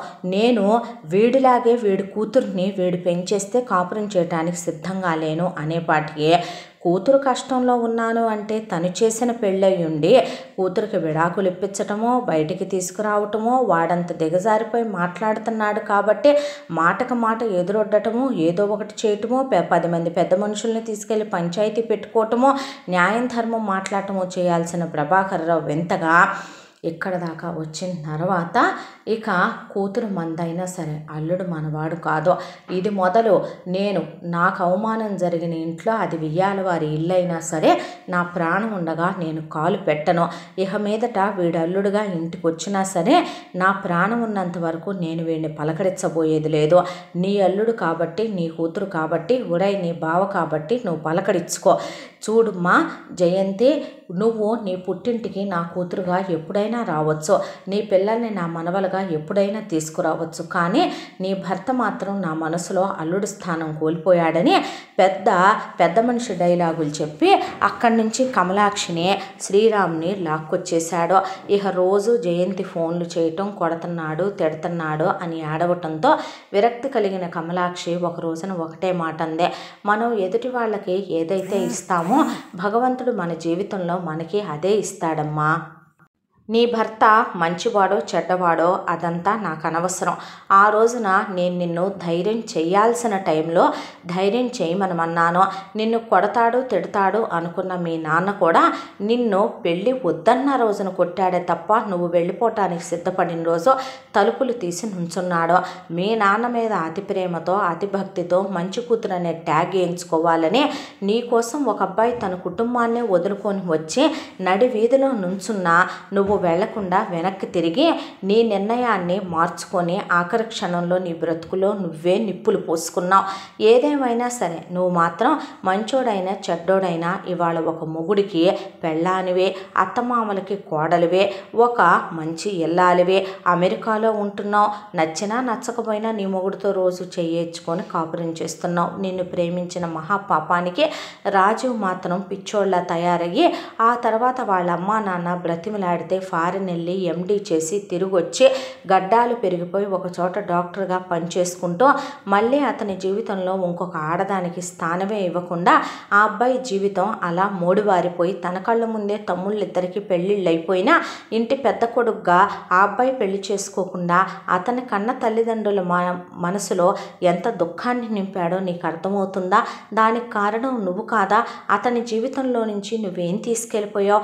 సంతోషాన్ని, ఆనందాన్ని, ప్రేమని, మనశ్శాంతిని, ప్రశాంతతని, సుఖాన్ని. నువ్వేం మిగిల్చావు? దుఃఖాన్ని. ఏ దుఃఖమైతే నువ్వు రాజీవ్కి మిగిల్చావో అదే దుఃఖం ఉసిరై పాపమై నిన్ను వెంటాడి రాదంటావా జయంతి? నువ్వు కనీసం ఒకడికి ఇల్లాలుగానైనా మెళ్ళో తాళించుకొని ఒకడికి పెళ్ళాం అనే ట్యాగ్తో సుఖపడుతున్నావు. అతని జీవితంలోకి భార్య అని ఒక ఇల్లాలు ఉందా? అతని జీవితంలో అతను వయసులో ఉన్న పిల్లాడే కదా, ఒక అమ్మా నాన్న కన్న బిడ్డే కదా. మీ నాన్న గురించి అంత ఆలోచించావే, మరి వాళ్ళమ్మా నాన్నలు మాత్రం అతన్ని అలా మోసి కని పెంచి వాళ్ళు మాత్రం ఎంతో గౌరవంగా డాక్టర్ దాకా చదివించుకున్నారే. అలాంటిది వాళ్ళకి వాళ్ళ బిడ్డ మీద ఆశలుండవా? వాళ్ళకి వాళ్ళ బిడ్డ మీద వాళ్ళ బిడ్డ జీవితం మీద సంతోషంగా బ్రతకాలి, మా కళ్ళ ముందు ఆనందంగా తిరగాలి, అది మేము చూడాలి అనే కోరిక ఉండదా? నువ్వు చేసింది ఏమైనా కరెక్ట్ అనుకుంటున్నావా? ఏ తల్లి బహుశా ఇలా చెప్పదేమో కూతుళ్ళకే. నువ్వు చేయాల్సిన తప్పు ఏ రోజో చేసేసావు. ఇప్పుడుకైనా సరే నువ్వేంటంటే మీ నాన్న కూతురువే. ఈ రోజు కూడా నువ్వు వాడిని వదిలిపెట్టి రావు. ఈ రోజుకైనా సరే నువ్వు మీ నాన్నే వాడిని ఎదిరించవు. ఈ రోజుకైనా సరే నువ్వు బయటకు వచ్చి డిగ్రీ వరకు చదువుకున్నావు. నీకు మామయ్య వాళ్ళు, మీ పెదనాళ్ళు, మేనత్తలు అండగా కూడా ఉంటారు. అయినా బయటకు వచ్చి నువ్వు పీజీ చదువుకుంటూ ఉండొచ్చు, లేదా ఏదైనా ఉద్యోగం చేసుకోవచ్చు, చిన్నపాటి వ్యాపారం పెట్టుకోవచ్చు, వాడి నుంచి విడిపోయి విడాకులు తీసుకోవచ్చు, మరొక పెళ్లి చేసుకోవటం సంగతి అలా ఉంచి నువ్వు మనశ్శాంతితో ప్రశాంతతతో అయినా బ్రతకొచ్చు. కానీ అమ్మమ్మ ఇవన్నీ మీలాంటి గొప్ప గొప్ప వాళ్ళు చేయరమ్మా. ఎందుకంటే ది గ్రేట్ ప్రభాకర్ రావు గారి కూతురివి నువ్వు మళ్ళీ నాకు ఫోన్ చేసి ఎందుకమ్మా చెప్పుకోవటం? నా బ్రతుకెటు ఒకానొక రోజున అమ్మా నాన్నలు చెప్పారని తలంచి మీ నాన్నని పెళ్లి చేసుకున్న మహాపాపానికి ఎటు ఒక పశువు కాళ్ళ కింద పడి తొక్కివేయబడిందే. కాలము కర్మము మిమ్మల్ని కన్నందుకు నేను ఆ పశువుని భరించుకుంటూ ఇన్ని సంవత్సరాల పాటు గడిపేసుకుంటూ పుట్టింటి వాళ్ళకి అత్తింటి వాళ్ళకి మహానుభావులైన అత్తమామలకి కళంకం తేలేక అమ్మా నాన్నల మాట కాదనలేక తోడబుట్టిన వాళ్ళకి ఎక్కడ పరువు పోద్దానని ఈ వెధవతో కాపురం చేసుకుంటూ వస్తున్నాను. ఇక నా కొడుకు నాకు లేడనుకుంటున్నావా ఏంటే? నీ ఒక్కదాంతోనే కాదు కదమ్మా నా బ్రతుకు, నీ తర్వాత కూడా నాకు ఒకడున్నాడు కదా. వాడు నీలాంటి వాడు కాదమ్మా. వాడినైనా సరే నేను సరిగ్గా ఒక ప్రయోజకుడిని చేసుకోవాలని అనుకుంటున్నాను. నాకు ఫోన్ చేసే బదులు ఒక పని చేయి, దేవుడి గదిలోకి వెళ్ళి దేవుడికి చెప్పుకో, లేదంటే అద్దం ముందు నుంచొని నీకు నువ్వే చెప్పుకో, లేదా ది గ్రేట్ మీ నాన్నకు ఫోన్ చేసి చెప్పుకో. నాకు చెప్పే ఎలాంటి ఉపయోగం లేదంది కమలాక్షి. ఆ రోజు నుంచి జయంతికి దెబ్బలు, తిట్లు, తన్నులు, అత్త వాళ్ళు వెళ్ళటం, ఆడపడుచులు వెళ్ళటం, తోడుకోడళ్ళు వెళ్ళటం, కుక్క కన్నా హీనమైన బ్రతుకుతో ఒకవైపున గొడ్రాలని, గొడ్డు ముద్దని, పిల్లలు పుట్టలేదని, దీనికి జన్మలో పిల్లలు పుట్టరని, దీనికి పిల్లలు పుట్టని లోపం కూడా ఉందని, అంతకుముందు వాడితో చెడ తిరిగేసి ఇది ఎన్ని కడుపులు తీయించుకుందో అందుకే దీనికి పిల్లలు కలగట్లేదని అనే మాటలన్నీ, శ్రీకాంత్ పెట్టే టార్చర్లన్నీ పడుతూ అక్కడే అమెరికాలో అలాగే ఉంటూ కమలాక్షి అన్నట్టుగా నాన్న మెచ్చిన కూతురుగా అలా జీవితాన్ని ఎక్క తీసుకొస్తుంది. ఈలోపు శ్రీరామ్ది ఇంటర్మీడియట్ అయిపోవటం, ఆ తర్వాత శ్రీరాము మగపిల్లాడు అనే దాంతో పాపం వేరే ఊళ్ళో ఇంజనీరింగ్లో సీట్ రావటం వల్ల పారిపోయి 4 ఏళ్ళు హాస్టల్లో ఉండి అప్పుడప్పుడు తల్లి వెళ్ళి మేనమామలు, పిన్నులు, పెద్దమ్మలు వెళ్ళి చూసొచ్చి అందరితో మంచిగా ఉండి అందరితో కలిసిపోయే తత్వం కాబట్టి శ్రీరామ్తో అందరూ ప్రేమగా ఉంటారు. ఎవరు ఏ పండగ వచ్చిందన్నా వాళ్ళ పిల్లలతో సమానంగా బట్టలు కొని పిల్లాడిని హాస్టల్ దగ్గరికి వెళ్ళి మరీ చూసి పిండి వంటలు అయి పట్టుకెళ్ళి మరీ ఇచ్చొచ్చేవాళ్ళు. ప్రభాకర్ రావుకి తెలియకుండా 4 ఏళ్ళు ఇంజనీరింగ్ అయిపోయింది. చాలా మంచి మార్కులతో అన్నిట్లో ఫస్ట్ ర్యాంకులతో పాస్ అయ్యాడు. స్పోర్ట్స్ మెన్ కావటం వల్ల బాగా హైట్ తేలి మ్యాన్లీగా కూడా తయారయ్యాడు. ఎంతోమంది అమ్మాయిలు అందం చూసే, అతని మంచితనం చూసే లెక్చరర్లు సైతం వాళ్ళ అమ్మాయిల్ని చేసుకొని, ప్రొఫెసర్లు సైతం వాళ్ళ అమ్మాయిల్ని చేసుకోమని, ప్రిన్సిపల్ గారు కూడా వాళ్ళ అమ్మాయిని చేసుకోమని అడిగిన వాళ్ళు ఉన్నారు శ్రీరామ్నే. కానీ శ్రీరామ్ అనుకుంది ఒక్కటే, వీళ్ళల్లో పాపం ఎన్నెన్నో ఆశలు కలలు ఉన్న ఆడపిల్లలు ఉంటారో వాళ్ళని కన్న తల్లిదండ్రులు ఈరోజు బయట ప్రపంచంలోకి పంపించి వీళ్ళని ఇంజనీరింగ్ల దాకా చదివిస్తున్నారు అంటే రేపొద్దున వీళ్ళు ఒక మంచి అబ్బాయిని పెళ్లి చేసుకునే జీవితాంతం అమ్మా నాన్నలాంటి అత్తారింట్లో ఉండి సుఖపడాలి అని ఎన్నో కలలు కంటూ ఉంటారు కదా. కానీ మా నాన్న లాంటి వాడు ఉన్న ఇంట్లోకి వీళ్ళు రాకూడదు. వచ్చిన వీళ్ళకి ఆయన పెట్టే ఆంక్షలో, ఆయన డిసిప్లిన్లో, ఆయన డిమాండ్లు కమాండ్లకి వీళ్ళ అమ్మా నాన్నలు వీళ్ళు ఎవరూ తాళలేరు. ఒకవేళ వీళ్ళని నేను ప్రేమించాను అని చెప్తే ఆ ప్రేమే ఆయనకి నచ్చదు. అటేడు తరాలు ఇటేడు తరాలు అని మళ్ళీ మొదలు పెడతాడు. 7 తరాల్లో ఏదో ఒక తరంలో ఎవరో ఒకడో ఏదో ఒకటి చేసుంటే మళ్ళీ వాళ్ళకి అవమానాలు. నా వల్ల ఒక ఆడపిల్ల నా మీద హోప్స్ పెంచుకొని వాళ్ళ అమ్మా నాన్నలు అంతా ఓకే అనుకొని ఏ నిశ్చితార్థాల దాకా వెళ్ళి మళ్ళీ వాళ్ళ కుటుంబం నలుగురిలో అవమానపడి వాళ్ళు దిగులతో మళ్ళీ రాజీవులాగా మిగిలిపోయి ఇంకో మహాపాతకాలు నాకు చుట్టుకోవటం కన్నా నాకు ఈ ప్రేమలు అవి కరెక్ట్ కాదులేండి సార్ అని సార్లకి చెప్పాడు, బోలెడంతమంది అమ్మాయిలకి చెప్పాడు. ఆ తర్వాత పీజీ మళ్ళీ వేరే ఊరెళ్ళి వేరే కాలేజీలో జాయిన్ అయ్యాడు. పీజీలో ఇదే సామెత. ఆ తర్వాత పీజీలో అలాగే చెప్పుకుంటూ వచ్చేసాడు. ఆ తర్వాత పెద్ద మెట్రో సిటీలో ఎంఎన్సి కంపెనీలో శ్రీరాముని కోరి వరించి ఆ క్యాంపస్లోని హైయెస్ట్ ప్యాకేజ్తో శ్రీరామ్కి అతని టాలెంట్ మీద ఉద్యోగం వచ్చింది. వెళ్ళి జాబ్లో జాయిన్ అయ్యాడు. మంచి జీతం, దానికి తోడు ఒక ఇల్లు అద్దెకి తీసేసుకున్నాడు. 2 BHK ఫ్లాట్. శుభ్రంగా వంటమ్మాయిని పెట్టుకున్నాడు. ఒక 45 ఏళ్ల మనిషిని శుభ్రంగా చక్కగా ఆవిడ వండి పెడుతోంది. జిమ్ముకు వెళ్ళి రావటం, తల్లికి ఫోన్ చేసుకోవటం, తల్లితో మాట్లాడుకోవటం. ఎటు ప్రభాకర్ రావు ఫోన్ చేస్తాడు, నచ్చినా నచ్చకపోయినా మాట్లాడాలి. అప్పుడప్పుడు అక్కతో ఫోన్లో మాట్లాడటం. ఇలా ప్రశాంతంగా ఒక 6 నెలల కాలం గడిచిపోయింది. శ్రీరామ్ ఒక్కటే అనుకునేవాడు, ప్రేమ చాలా అద్భుతమైనది, అపూర్వమైనది. అసలు ప్రేమ అంటే ఎలా ఉంటుంది? ఒక మగాడిని ఒక ఆడద నిజంగా ప్రేమిస్తే ఆ మగాడి మనసులో ఎన్ని పులకింతలు వస్తాయో కదో. ఈ ప్రపంచాన్నే గెలిచినంత ఆ మగాడు ఏ యుద్ధంలో గెలిచాడో గెలవలేదో తెలియదు, కానీ ఒక ఆడదాని మనసుని అతను ప్రేమ అనే యుద్ధంలో గెలిచానని ఆనందపడిపోతాడేమో. ఈ జన్మకి నాకు ఏ ఆడదాన్ని ప్రేమించే యోగం యోగ్యత లేకపోయినా ఎలాంటో ఒకలాంటి అమ్మాయిని చూడకపోడు.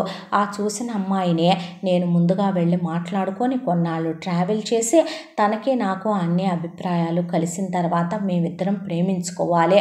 ఆ తర్వాత నా కలలు ఆశలు ఊహలు అన్నీ నా భార్యతోనే ఉన్నాయి. తనతో నేను ఈ ప్రపంచాన్నే మర్చిపోయేంత తన ప్రేమలో నేను మునిగిపోవాలి.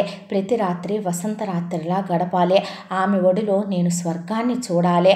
ఆ తర్వాత ఒక 5 ఏళ్ళ నుంచి 7 ఏళ్ళు పిల్లల్ని కనకూడదు. లైఫ్ని ఎంజాయ్ చేయాలి. వరల్డ్ టూర్ వెళ్ళాలి. ఈ ప్లేస్ చూసి ఈ ప్లేస్ చూడలేదు అన్నట్టుగా ఉండాలి. క్యాండిల్ లైట్ డిన్నర్లు చేయాలి, మూన్ లైట్ డిన్నర్లు చేయాలి. ఆమెకు నేను గోరింటాకు పెట్టాలి, కాళ్ళు ముద్దాడాలి, నోట్లో తినిపించాలి, చక్కలి గింతలు పెట్టాలి. చిలిపి తగాదాలు ఇద్దరి మధ్య ఉండాలి. ఒక్కరోజు ఆర్గ్యుమెంట్లు ఉండకూడదు. ఇద్దరం ఒకళ్ళని ఒకళ్ళు దెప్పి పొడుచుకోకూడదు. చిన్న మాటని మనసు గాయ పెట్టుకోకూడదు. ఎంతో ప్రేమగా ఎంతో అపురూపంగా నా భార్యను చూసుకోవాలి. వంట పనిలో సహాయం చేయాలి. ఆమె వంట చేస్తుంటే వెనక నుంచి వెళ్ళి ఆమెను కౌగిలించుకోవాలి. నా భార్య స్నానం చేస్తుంటే ఆమెని నేను బయట నుంచి లోపలికి వచ్చేదా అని కంగారు పెట్టేయాలి. నేను స్నానం చేసేటప్పుడు టవల్ వంకతో ఆమెని లోపలికి పిలిచి షవర్ కింద ఇద్దరం తడిచిపోవాలి. వర్షం పడుతుంటే ఆ వర్షంలో ఇద్దరం ఆడుకోవాలి. ఈ ప్లేస్కి వెళ్ళాం ఈ ప్లేస్కి వెళ్ళలేదు అనకుండా అందరూ ఒక హనీమూన్కి వెళ్తారు. కొన్ని వేల హనీమూన్లు మా ఇద్దరి మధ్య గడిచిపోవాలి. ప్రతి రాత్రి శోభనం రాత్రిలాగా జరగాలి. ప్రతి పగలు ఆమెకి నేను అన్ననై, తమ్ముడినై, తోడునై, నీడనై, స్నేహితుడినై, ఫిలాసఫర్నై, గైడ్నై ఆమెకి అన్నిట్లో సపోర్ట్ ఇస్తూ ఎంకరేజ్ చేస్తూ ఆమెని కేర్ఫుల్గా చూసుకుంటూ ఆమెని నా ప్రాణప్రదంగా నా గుండెల్లో నిలుపుకోవాలి. ఆమె నా ఊహల్లో ఉన్నటువంటి ఇప్పుడు నా నవలా నాయిక, నా ఎంకి. ఇవాళ నేను ఎన్నెన్నో కలలు కంటున్నానో నా కలలకు రూపంగా నా భార్య రావాలి. నా భార్యే నా సర్వస్వం, నా భార్యే నా జీవితం. నా భార్య కోసమే ఈ ప్రాణం కొట్టుకుంటోంది. ఎక్కడుందో నా కోసం పుట్టిన అందగత్తె అని అనుకుంటూ అలా 6 నెలల కాలం గడిచిపోయి ఒకరోజు ఫోన్ వచ్చింది. ఆ ఫోన్ రావటంతోనే ఏంటి నాన్నగారు అని ఫోన్ ఎత్తితే వెంటనే బయలుదేరరా, నీతో అర్జెంటుగా మాట్లాడాల్సిన పని ఉందని ఫోన్ పెట్టేశాడు ప్రభాకర్ రావు. కమలాక్షికి ఫోన్ చేస్తే నాకు తెలియదు నాన్న ఎందుకు రమ్మనమన్నాడో అనేసరికి సరే వస్తున్నానులే అమ్మా అని బయలుదేరొచ్చాడు. వచ్చిన కొడుకుతో ప్రభాకర్రావు నీకోసం ఒక పెళ్లి సంబంధం చూశాను. అమ్మాయి పేరు శ్వేత. ముట్టుకుంటే మాసిపోయేంత నిజంగానే శ్వేతవర్ణంలోనే తెల్లగా బుట్టబొమ్మలాగా చాలా అందంగా ఉంటుంది. అమ్మాయి ఇంజనీరింగ్ చేసిందే. అమ్మాయి ఈ జనరేషన్లో పుట్టాల్సిన పిల్ల కాదు. అమ్మాయి ఒళ్ళంతా కనపడేలా కనీసం బట్టలు కూడా వేసుకోదు. పిల్ల చాలా సంస్కృతి సాంప్రదాయాలకి కట్టుబాట్లకి విలువిచ్చే పిల్ల. అలాగే వాళ్ళది మన కులమే. వాళ్ళ నాన్న నా చిన్ననాటి స్నేహితుడు. నాకు ఈ సంబంధం చాలా చాలా నచ్చింది. అటేడు తరాలు ఇటేడు తరాలు చెక్ చేస్తే ఎక్కడ ఒక్క వంక కూడా లేదు. కట్న కానుకలు కూడా మనం అడగకుండానే వాళ్ళు భారీగానే ఇస్తామని వాళ్ళే చెప్పుకున్నారు.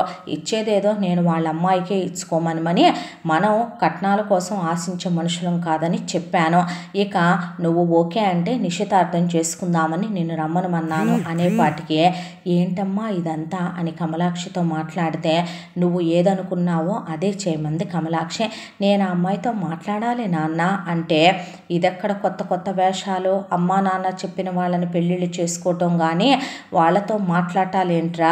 ఒకప్పుడు కత్తికి బాసికాలు కట్టి పెళ్ళిళ్ళు చేసేవాళ్ళు. తర్వాత అమ్మా నాన్నలు చెప్పారని తెరసాల లేచేంత వరకు అమ్మాయి మొహాలు చూసిన రోజులు లేవో. ఇప్పుడిప్పుడు కాస్త పెళ్లి చూపులు అంటున్నారు. ఈ వేషాలేంటి అన్నాడు ప్రభాకర్రావు. నేను మీరు చెప్పిన అమ్మాయిని చేసుకోను అంటలేదు నాన్న, ఒకసారి తనతో మాట్లాడాలి అంటున్నాను. నేను చదువుకున్నాను, నాకు సంస్కారం ఉంది. ఆ అమ్మాయితో నేను ఒకసారి మాట్లాడాలంటున్నా అంటే ఒక్కసారి మాత్రమే మాట్లాడే పర్మిషన్ ఇప్పిస్తా నేను. ఎందుకనంటే మన కులాల్లో అంతకు మించి ఎక్స్ట్రాలు వద్దు అంటున్నాను. కొంతకాలం ట్రావెల్ చేద్దాం అనుకుంటున్నాను నాన్న. ట్రావెల్ చేస్తాం, బెడ్ షేర్ చేసుకుంటాం, రూమ్ షేర్ చేసుకుంటాం. కొన్నాళ్ళ పాటు ఇద్దరం శారీరకంగా మానసికంగా కలిసి లివింగ్ రిలేషన్షిప్పుల్లో ఉంటాం. ఆ తర్వాత నువ్వు నేను సమానం. ఆ తర్వాత నీకు నాకు అభిప్రాయ భేదాలు వచ్చి కుదరలేదని పరుగు తీసి ఫలానా వాళ్ళ అబ్బాయి ఇలా చేశాడంటరా అంటే మళ్ళీ నీకు ఇంకో సంబంధం వెతికి తీసుకొచ్చి చేసేంత ఇది లేదు. కానీ నోరు మూసుకొని ఒక్కసారి కలిసి మాట్లాడే ఏర్పాటు చేస్తాను. వెళ్ళి మాట్లాడుకొని ఏమేం మాట్లాడుకోవాలనుకుంటున్నావు ఫైనల్ చేసుకో. ఇంతకు మించి ఏదన్నా వాగితే మర్యాదగా ఉండదు అనేసి ఇదే నా నిర్ణయం, ఇది ఫైనల్ డెసిషన్ అని చెప్పి లేచి నుంచున్నాడు ప్రభాకర్రావు. ఆ తర్వాత వెళ్ళి పెళ్లి కూతురును కలవమన్నారు కదా, తను పెళ్లి కూతురుతో మాట్లాడి చెప్తాము తనతో ఈ విషయం అని చెప్పి శ్రీరామ్ వెళ్ళాడు. అమ్మాయి చూడటానికి తెల్లగా అందంగా, చూస్తే ముట్టుకుంటే మాసిపోయే దేవకన్యలాగా ఉంది. శ్రీరామ్కి అమ్మాయి అందచందాలు నచ్చాయి. ఇక అమ్మాయి నిజంగా ప్రభాకర్రావు చెప్పినట్టే అసలు ఒంట్లో నుంచి ఇంత భాగం కూడా బయటికి కనిపించకుండా తను వస్త్రధారణ ఉంది. వచ్చి ఎదురుగా కూర్చుంది, నమస్కారం చేసింది.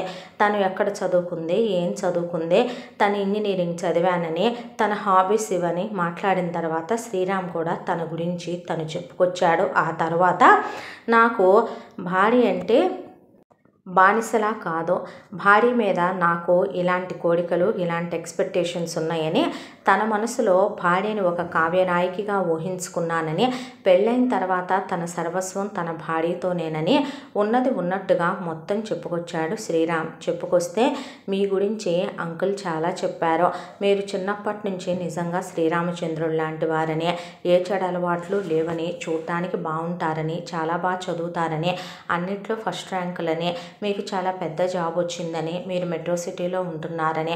కానీ ఇప్పుడు మీరు చెప్పిందంతా విన్న తర్వాత మీలాంటి భర్త దొరకటం నా అదృష్టం అనిపిస్తోంది, పూర్వజన్మ సుకృతం అనిపిస్తోంది. ఏ ఆడదానికి మాత్రం ఇలాంటి ఆశలు కలలు కోరికలు ఉండవండి. అర్థం చేసుకునే భర్త దొరుకుతాడా దొరకడా అనేదే ప్రతి ఆడపిల్ల మనసులో ఉండే మీమాంస. మీలాంటి వాడు దొరకటం నా అదృష్టం అని చెప్పింది శ్వేత. అలా కొద్దిసేపు మాట్లాడిన తర్వాత శ్రీరామ్ శ్వేత ఫోన్ నెంబర్ తీసుకొని వెళ్ళిపోయాడు. శ్రీరామ్కి శ్వేత చాలా మంచిగా అనిపించింది. ఆ తర్వాత అప్పుడప్పుడు ఫోన్ చేసి మాట్లాడేవాడు. ఒక 2 నిమిషాలు మాట్లాడిన తర్వాత అమ్మ పిలుస్తోందనో, నాన్నగారు ఇంట్లో ఉన్నారనో, అక్క వాళ్ళు వచ్చారనో ఇలా చెప్తే శ్రీరామ్ ఏ నాన్న వాళ్ళది పెద్ద కుటుంబమా అని అడిగాడు ప్రభాకర్రావుది. మరి కాదా, నీలా ఒంటి కొమ్ము సొంటికాయలా పెరిగిందనుకుంటున్నావా? ఆ పిల్లకి పెదనాన్నలు, పెద్దమ్మలు, మేనత్తలు, పిన్నులు, బాబాయిలు, ఎంత పెద్ద ఫ్యామిలీ అనుకుంటున్నా అందరూ అదే వీధిలో ఆడపిల్ల ఆడపిల్లలు మగపిల్లలు కలిపి 100 కుటుంబాలకు పైగా వాళ్ళ 4 తాతలు కలిసి కన్న పిల్లలే ఉంటారు తెలుసా. ఐ అంటే పలుకుతారు వాళ్ళోళ్ళంతా. అంతమంది మధ్య పెరిగిన పిల్ల కాబట్టి అంత పద్ధతి వినయ విధేయతలుండి నాకు తెగ నచ్చేసింది. ఇంతకీ ఏ విషయం చెప్పలేదు నువ్వు అన్నాడు ప్రభాకర్ రావు. మీ ఇష్టం నాన్న, నచ్చింది అన్నాడు శ్రీరామ్. ఏ నాన్న ఆలోచించుకునే చెప్తున్నావా అంది కమలాక్షి. ఆలోచించానమ్మా, తను నిజంగా చాలా మంచిగానే ఉంది అంటే సరే నీ ఇష్టం అందావిడ. ఆ తర్వాత చాలా గ్రాండ్గా ఎంగేజ్మెంట్ అయిన తర్వాత మెహందీలు, హల్దీలు, సంగీతులు, ధూమ్ధామ్గా పెళ్ళైపోయింది. పెళ్ళైపోయిన తర్వాత అమ్మాయి అత్తారింట్లో అడుగు పెట్టింది. సత్యనారాయణ వ్రతం అయిపోయిన తర్వాత రిసెప్షను, ఆ తర్వాత రోజున శోభనం ఏర్పాట్లు చేశారు.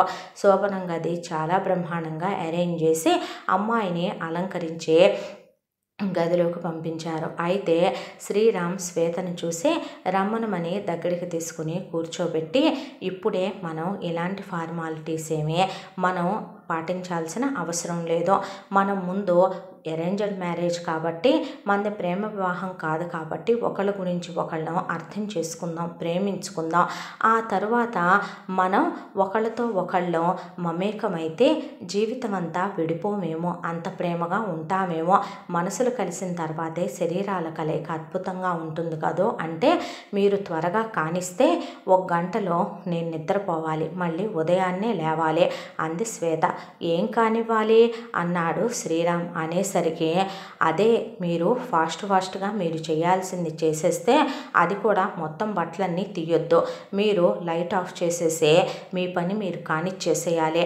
మళ్ళీ నేను ఎక్కువ స్ట్రెస్ అవ్వలేను అనేపాటికి శ్రీరామ్కి పుట్టి బుద్ధెరిగిన తర్వాత ఎప్పుడూ అలాంటి మాటలు విన్నది లేకపోవడంతో షాక్ కొట్టినట్టయిపోయి మనిషి స్థాణువైపోయి నుంచున్న చోటనే కూర్చుండిపోయాడు. ఒక్క క్షణం పాటు శ్రీరామ్కి శ్వేత మాట్లాడిన మాటలు అసలు ఏంటో కూడా అర్థం కాక తల గిరున తిరిగిపోయింది. పుట్టి బుద్ధెరిగిన తర్వాత తండ్రికి తాగుడు అలవాటు ఉందని తనే రోజు నేర్చుకుంది లేదు. తండ్రి బూతు మాటలు మాట్లాడినా బయట వాళ్ళని తనే రోజు అవి నేర్చుకున్నది లేదు. తల్లిని కొట్టి తిట్టి అక్కని హద్దుల్లో పెట్టి అతని కోపం, అతని హద్దులు లేనటువంటి తనాన్ని చూసి ఏ రోజు అలాంటివి నేర్చుకోలేదు. మాట వరుసకైనా ఎవరైనా స్మోక్ చేస్తున్నా ఆ పక్కనే తను ఉండడు. చివరికి తండ్రి అంటే ఏ చుట్టాలకి ఏ బంధువులకి పడదు, కానీ అందరికీ తను ఆప్తమిత్రుడే, అందరితోనూ అజాత శత్రువు అన్నట్టు ఉంటాడు. అలాంటిది శ్వేత నోట్లో నుంచి ఒక ఆడది అలా ఎలా మాట్లాడగలిగింది అనేది అర్థం కాక కాసేపు కూర్చుండిపోయాడు. నేను చెప్పేది అది కాదు శ్వేత, మన ఇద్దరిది అరేంజ్డ్ మ్యారేజ్ కదా, మనం ఒక్కసారి కలిసి మాట్లాడుకున్నాం. ఆ తర్వాత పట్టుమని నేను 10 సార్లు ఫోన్ చేసినా కూడా నువ్వు ఒక 20 నిమిషాల పాటు కూడా మాట్లాడింది లేదు. ఒకళ్ళ గురించి ఒకళ్ళకి ఏం తెలుసని, ఒకళ్ళ ఇష్టాయిష్టాలు ఒకళ్ళం ఏం తెలుసుకున్నామని, ఏంటి తెలుసుకునేది, ప్రతిదానికి ఇలా మాట్లాడతావు. ఈరోజు మొదటి రాత్రి అంటే మొదటి రాత్రే, శోభనం జరిగి తీరాల్సిందే. నేను నీకు చెప్పేది నువ్వు వినిపించుకోవేంటే, నువ్వు లైట్ ఆఫ్ చేసి త్వరగా రమ్మంటున్నానా, నీ ఇష్టం వచ్చినట్టు కాదు నా ఇష్టం వచ్చినట్టు కలుద్దామని చెప్తున్నానా. నువ్వు ముద్దులు, ముడిపాలు, హగ్గులు, కిస్సులు అని స్టార్ట్ చేసి అక్కడ దాకా వెళ్ళేపాటికి తెల్లవాడిపోతుంది. అంత టైం వేస్ట్ చేయొద్దు, డైరెక్ట్గా మ్యాటర్ మీదకి వచ్చి 1 గంటలో కంప్లీట్ చేసేసి నిన్ను మెదలకుండా పడుకొని నిద్రపోమంటున్నానా, అనవసరంగా అలిసిపోవద్దని చెప్తున్నానా, ఏంటి నీ ఇదంతా అనేసింది శ్వేత. దాంతో శ్రీరామ్ ఏమనుకోవద్దు అనేసి నేను దీనికి ఇప్పుడే సిద్ధంగా లేనని అటు తిరిగి పడుకున్నాడు. 5 నిమిషాలు చూసింది, 10 నిమిషాలు చూసింది, పక్క తిరిగి చూస్తే శ్వేత లేదు, వాష్రూమ్కి వెళ్ళింది అనుకున్నాడు. ఈలోపు తలుపు ఢబఢబమని మోగేపాటికి తలుపు తెరుచుకొని శ్రీరామ్ బయటకు వచ్చేపాటికి ఎదురుగా కమలాక్షి, ప్రభాకర్ రావు, తమ్ముడి పెళ్లి కోసమని అమెరికా నుంచి వచ్చిన అక్క, అలాగే అక్క అత్తమామలు, ఆడపడుచులు, తోడుకోడళ్ళు, అక్క మరిది, బావ, అలాగే అక్క భర్త అందరూ అక్కడ గుమ్ముగూడి నుంచున్నారు. దానికి తోడు శ్వేత వాళ్ళ కుటుంబంలో వాళ్ళంతా గుమ్ముగూడి నుంచుంటే ఏంటి నాన్న అనేపాటికి ప్రభాకర్ రావు శ్రీరాముని చేపట్టుకొని పక్క గదిలోకి ఇచ్చుకెళ్ళి లాగి చెంప మీద కొట్టి, ఏరా నువ్వు మగాడివి కాదా, నీకు మగతనం లేదా, మగతనం ఉందో లేదో కూడా పరీక్షించి పెళ్లి చేయాల్సిందంటావా నన్ను అనేపాటికి, నాన్న ఏం మాట్లాడుతున్నారో అర్థమవుతుందా మీరు అనేసరికి, మరి ఏంట్రా చెయ్యైనంటా చేయనంటావంటే ఏంటి, కాపురం చేయనంటావంటే ఏంటి, తరతరాలుగా యుగాలుగా మన ఇంట్లో మొదటి రాత్రి రోజే మొదటి రాత్రి జరుగుద్ది. అదే తాత ముత్తాతల నాటి నుంచి వస్తున్న ఆనవాయితీ. ఆడపిల్ల అయ్యుండి ఆ అమ్మాయిని ఒంటి మీద చేయట్లేదని అందరికీ చెప్తే ప్రపంచమంతా మన వంశం గురించి మన పరువు ప్రతిష్టల గురించి ఏమనుకుంటుంది? ఒళ్ళు కొవ్వెక్కిందా? కండ కావడంతో ఒళ్ళు పొగరెక్కి కొట్టుకుంటున్నావు. ఆడదాన్ని సుఖపెట్టలేని మగతనం ఎందుకురా, ఆడదాన్ని అమ్మని చేయలేని మగతనం ఎందుకురా అని మాట్లాడేపాటికి శ్రీరామ్కి నేనేం చేయాలో, ఎలా చేయాలో, ఎప్పుడు చేయాలో, ఎక్కడ ఎలా ఉండాలో నువ్వు చెప్పొచ్చా నాన్న, నువ్వు మాట్లాడొచ్చా, అది మా ఇద్దరికి సంబంధించిన విషయం కాదంటారా మీరు అని అడిగితే ఎలా అవుతుంది? 4 గోడల మధ్య ఉంటే, మీ ఇద్దరి మధ్య ఉంటే అది మీ ఇద్దరికి సంబంధించిన విషయం. ఎప్పుడైతే మీ పడగ దాటి అది బయటకు వచ్చిందో అందరం కలగజేసుకొని మాట్లాడే హక్కు ఉంటుంది. అది కూడా తెలియని పశువులా పెరిగావా నువ్వు అనేపాటికి శ్రీరామ్ బయటకు వచ్చాడో కళ్ళల్లో నీళ్లు తిరిగిపోయినాయి. తల్లిని పక్కకు పిలిచి నిలువు గుడ్లేసుకొని చూస్తున్న అక్కొచ్చి బాధపడకరా అనేపాటికి నువ్వు నోరు మూసుకొని ఇంకొస్తావా ఇటు అన్నాడు శ్రీకాంత్. అనేపాటికి ఏం మాట్లాడకుండా అలా వెళ్ళిపోయింది శ్రీకాంత్ దగ్గరికి. వెళ్ళిపోయేపాటికి అలా నిలబడి ఉన్న కమలాక్షిని ఏంటమ్మా ఇదంతా, ఏం జరుగుతుంది అన్నాడు శ్రీరామ్. నచ్చిందన్నావు, మంచిదన్నావు, ఇష్టపడ్డానన్నావు, నీకు కరెక్టే అనిపిస్తోందన్నావు. అయినా నాన్న ఒక మాట చెప్పమంటావా, ఈ ఇంట్లో అవతల వాళ్ళ ఫీలింగ్స్తో ఎవరికి సంబంధాలు ఉండవు కదరా. తరతరాలుగా యుగాలుగా మొదటి రాత్రి రోజు మొదటి రాత్రి జరగటం కాదు, ఆ మొదటి రాత్రి అనేది జరగకపోతే వీధికి ఎక్కటం ఈ ఇంట్లో వాళ్ళందరికీ ఆనవాయితే. ఎవరిష్టాలతో ఈ ఇంట్లో మొదటి రాత్రులు జరిగాయంటావు? నాకు మీ నాన్నకి మధ్య, మీ నాన్నమ్మకి మీ తాతయ్యకి మధ్య, లేదంటే కనుక అంతకు ముందున్న ఆడవాళ్ళకి మగాళ్ళకి మధ్య మీ అక్క ఇష్టంతోనే మీ బావ చెయ్యేశాడా, నా ఇష్టంతోనే మీ నాన్న చెయ్యేశాడా, అలాంటివన్నీ ఈ ఇంట్లో అర్థం చేసుకోవటాలు, అలాగే మనుషుల అంతరంగాలు తెలుసుకోవటాలు ఈ ఇంటి గోడలకి ఈ ఇంటి మనుషులకి అలవాటు లేదురా. అయినా మన గొయ్యి ఎవరో తవ్వరు, మనమే తవ్వుకుంటాం. తరతరాల నుంచి ఇంట్లో ఆడవాళ్ళకే, నీ తరం దాకా వచ్చేపాటికి ఇంటి వారసుడుగా నీకు అది అలా ఆనవాయితీగా వచ్చేస్తోంది. అసలు ఏం జరిగిందమ్మా అన్నాడు శ్రీరామ్. ఏం జరిగేదేముందిరా, మీ నాన్న మాటిని మీ నాన్న చెప్పాడని, మీ నాన్న మాట కాదనకూడదని పాపం మీ అక్క వంచిన తల ఎత్తకుండా ఈ వెధవని పెళ్లి చేసుకుంది. మీ బావనే నిజం చెప్పు, మీ అక్క ఎత్తు 5.5 అడుగులు, వాడెత్తు 4 అడుగులు. చూడటానికి నల్లగా బట్టతలతో పొట్ట ఆకారంతో ఎత్తుడు పళ్ళతో వాడి ముందు పొట్ట, వాడు రాజీవ్తో పోలిస్తే ఎంత అసహ్యంగా ఉంటాడురా. కానీ మీ అక్క ప్రతిరోజు వాడితో చేయించుకోవాలి, కాపురం చేయాలి, లేదంటే మీ నాన్న వాళ్ళకు కూడా అదే నియమాలు విధించి వెళ్ళి కాపురాలు చేయిస్తాడో. ఇక నీ విషయానికి వచ్చంటావా, ఇందాక మీ ఇద్దరి మధ్య ఏదైతే జరిగిందో నీ భార్య బయటకు వచ్చింది, మీ నాన్నతో సహా వాళ్ళందరినీ పిలిచి నా ఒంటి మీద చెయ్యేయడంట, కాపురం చేయడంట, కొన్నాళ్ళు టైం కావాలంట. ఎందుకు కావాలో ఏంటో మరి, దేన్నైనా మరిగాడేమో, దేన్నైనా ప్రేమించాడేమో, దాంతో ఏమైనా సంబంధాలు ఉన్నాయేమో, లేకపోతే మగతనం లేదేమో అని ఏదేదో ఇంతపారో పెద్ద పెద్ద చట్టాలు చదివింది నీ పెళ్ళాం. దాంతో మీ నాన్న సంగతి తెలిసిందే కదా, ఏదొచ్చినా సరే తేలు కుట్టినట్టు వాత పెట్టినట్టు రెచ్చిపోతాడు మీ నాన్న. దాంతో నిన్ను పిలిచి ఇలా చేసుకున్నాడు. అంటే ఏంటమ్మా ఇప్పుడు అన్నాడు శ్రీరామ్. ఏముంది, జరగాల్సిందే అని చెప్పి వెళ్ళాడు మీ నాన్న అందావిడ. ఆ తర్వాత శ్రీరాముని మళ్ళీ లోపలికి పిలిచి, ఆ తర్వాత మళ్ళీ బ్రాహ్మడికి ఫోన్ చేసి ముహూర్తం రీసెట్ చేయించి, ఆ తర్వాత వీళ్ళని మళ్ళీ గదిలోకి పంపించి నేను బయటే కూర్చుంటాను అని చండాలంగా ఏంటండి ఇదే అని కమలాక్షి అంటే, నాకు తెలుసులే కానీ నువ్వు నోరు మూసుకొని వెళ్ళనేపాటికి అసహ్యం వేసి ఎటు వాళ్ళు అటు వెళ్ళిపోయి ఆవిడ కూడా వెళ్ళిపోయింది. ప్రభాకర్ రావు పడక కుర్చీ వేసుకొని అలాగే కొడుకు బెడ్రూమ్ ముందు అలా కూర్చొని ఉన్నాడు. లోపలికి వెళ్ళిన శ్రీరామ్ లోగొంతుకుతో, ఏం చెప్పావు బయటికి వెళ్ళి, ఎందుకు చెప్పావు ఇలా, భార్యాభర్తల మధ్య ఉండేదంతా ఇలా చెప్పొచ్చా, మరి నన్ను ఏం చేయమంటావు, నువ్వా మీద చేయమంటే చెయ్యట్లేదు, కాపురం చేయమంటే చెయ్యట్లేదు. మొదటి రాత్రి అంటే ఏంటో తెలుసా, మొదటి రాత్రి రోజునే మనిద్దరం కలవాలి, అందుకే ముహూర్తాలు పెట్టారు.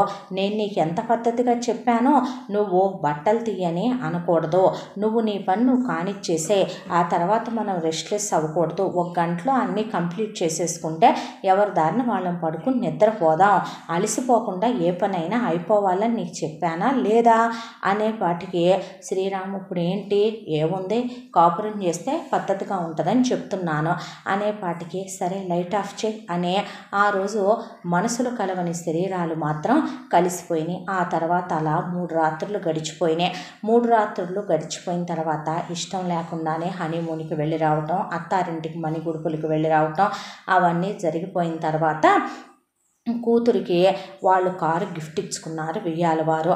మా అబ్బాయికి ఏం అక్కర్లేదు, నేను ఆల్రెడీ కారు ఏ రోజో కొనిచ్చాను అని చెప్పాడు ప్రభాకర్ రావు. మామయ్య ఇప్పుడు దాకా మేము ఆయన అద్దెంట్లో ఉంటున్నాడు, నేను అద్దెంట్లో కాపురం ఉండను, నాకు 3BHK ఫ్లాట్ కొనివ్వరా అని వయ్యారాలు పోయింది శ్వేత. నువ్వు అడగటం నేను కొనకపోవటమా అమ్మా అని చెప్పి కొడుకు కోడలు కాపురానికి వెళ్ళేలోపే ప్రభాకర్ రావు అక్కడ 3BHK ఫ్లాట్ కొనేశాడు. కొనేసి కొడుకు కోడలితో భారీగా కోడలికి తను సాడి తీసుకొని వాళ్ళ పుట్టింటి వాళ్ళు కూడా కొద్దిపాటి సాడి పంపిస్తే గృహప్రవేశం చేయించి సత్యనారాయణ వ్రతం చేయించారు. అక్కడ అయిపోయిన తర్వాత కూతురు అల్లుడితో అమెరికా వెళ్ళిపోయింది. వెళ్ళిపోయిన తర్వాత ఇక వచ్చిన శ్వేత వాళ్ళ తరపు పిన్నులు పెద్దమ్మలు మొత్తం జనాలందరూ ఒకళ్ళ తర్వాత ఒకళ్ళు వెళ్ళిపోయారు. ప్రభాకర్ రావు కమలాక్షి కూడా ఒళ్ళు దగ్గర పెట్టుకొని అమ్మాయి ఒంటి మీద రోజు చెయ్యాయి. అమ్మాయి పిలిచినప్పుడల్లా వెళ్ళి అమ్మాయిని ఆనందపెట్టి ఇద్దరు సుఖపడండి అని చెప్తే ఏంటమ్మా అసహ్యంగా ఇదే అంటే ఇక్కడ అసహ్యాలు ఏమి ఉండవు నాన్న, సిగ్గు విడిచిన జాతి అనేది భూమి మీద ఒకటి బతికేస్తుందంటే ఆ జాతి ఎక్కడో ఉందనుకుంటావేమో, ఏ మారుమూలలోకి వెళ్ళి వెతకాలనుకుంటావేమో, మీ నాన్నను చూస్తే చాలు అని చెప్పి కమలాక్షి బయలుదేరి వెళ్ళిపోయి జాగ్రత్త నాన్న అని చెప్పింది కొడుకుతో. ఆ తర్వాత శ్వేత శ్రీరామ్ ఆఫీస్కి వెళ్ళి వచ్చేసరికి ఎక్కడ లగేజీలు అక్కడే, ఎక్కడ బట్టలు అక్కడే ఉన్నాయి, సర్దలే అన్నాడు. సర్దలేదా అంటే నాయి వరకు నేను సర్దుకున్నాను, దేవుడిచ్చిన చేతులు కాళ్ళేం పడిపోలేదుగా నీకేమీ పెరాలసిస్ స్ట్రోక్ రాలేదు, నరాల వీక్నెస్ అంతకన్నా లేదు, నీ పనులు నువ్వు చేసుకో, ఫారెన్లో ఎవరి పనులు వాళ్ళు చేసుకోవట్లేదా ఏంటి అనేసేసరికి శ్రీరామ్ మాట్లాడలేదు. సరే పోనీ ఒంట్లో బాగో అలసటతో అందేమూలే, తొందరపడే ఆడపిల్లని మాట అనకూడదు అనే దాంతో మన బెడ్రూమ్ ఏదే అన్నాడు. ఇది నా బెడ్రూమ్, ఇది నీ బెడ్రూమ్, ఇది మన ఇద్దరికి కామన్ బెడ్రూమ్. అదేంటి అన్నాడు. అదేంటంటే మన ఇద్దరం శారీరకంగా కలిసే టైంలో మాత్రమే ఈ బెడ్రూమ్లోకి వెళతాం. ఇక నీ బెడ్రూము అది ఇచ్చేసాను, నా బెడ్రూమ్ నేను ఆల్రెడీ నాకు నచ్చి నా టేస్ట్ ప్రకారం నేను సర్దుకున్నా, నా పర్మిషన్ లేకుండా నా ఫోన్ టచ్ చేయటం కానీ నా బెడ్రూమ్లోకి రావటం కానీ నువ్వు వీల్లేదు. అలాగే ఇది నీ బెడ్రూమ్లోకి అసలు నాకు రావాలని ఇంట్రెస్ట్ కూడా లేదు. ఇక కామన్ బెడ్రూమ్ అంటావా, నేను స్కెడ్యూల్ వేసాక మాట్లాడతానులే అనేసింది శ్వేత. ఆ తర్వాత తెల్లాడేసరికి ఇంట్లో వంటమ్మాయి ఉంది. వంటమ్మాయి ఉన్నా సరే ఏ వంట చేయించి పెట్టి లేదు. బ్రేక్ఫాస్ట్ అనేదే లేక కడుపు నకనకలాడిపోతుంది. శ్వేత బ్రేక్ఫాస్ట్ ఏది, వంటమ్మాయి ఉందిగా, ఏంటి వంటమ్మాయి రాలేదా అని అడిగితే ఎంత వాళ్ళు మన కింద పనిచేస్తున్నారన్నా సరే తనకు పాపం అర్లీ మార్నింగ్ రావాలంటే కష్టంగా ఉందంట. శాలరీ ఇస్తున్నాం కదా అని చెప్పి పని వాళ్ళతో చెడు అనిపించుకోవటం నాకు చేత కాదు బాబు, తన్నే ఆఫ్టర్నూన్ 12కి వస్తాను మేడం ప్రతిరోజు నేను అందే. సరే నీ ఇష్టం, యువర్ విష్ అనేసాను నేను. అయినా ఫ్రిడ్జ్లో పాలు ఉన్నాయి, పోసుకొని కాన్ఫ్లెక్స్ ఉన్నాయి, వేసుకొని మూసుకొని తినేసి వెళ్ళిపో అనేసింది. మరి క్యారియరు అన్నాడు. అది చేతైతే ఫ్రిడ్జ్లో అన్నీ ఉన్నాయి, వండుకో, లేదంటావా ఆఫీస్లో చేసేయి, లేదంటావా స్విగ్గీ చేసుకో అని చెప్పి ఏంటి దరిద్రం, నాకు పడుకోనివ్వకుండా ప్రశాంతత లేకుండా వెదవగోలా, ఇవాళ లేపితే లేపావు, రేపటి నుంచి లేపావంటే మర్యాదగా ఉండదు, నేను అసలు 12 వరకు నిద్రే లేవను, ఇంకొకసారి ఎలాంటి రిపీట్ అయినాయి అంటే మాత్రం నీ మర్యాద నీకు దక్కదు జాగ్రత్త అనేసిందే.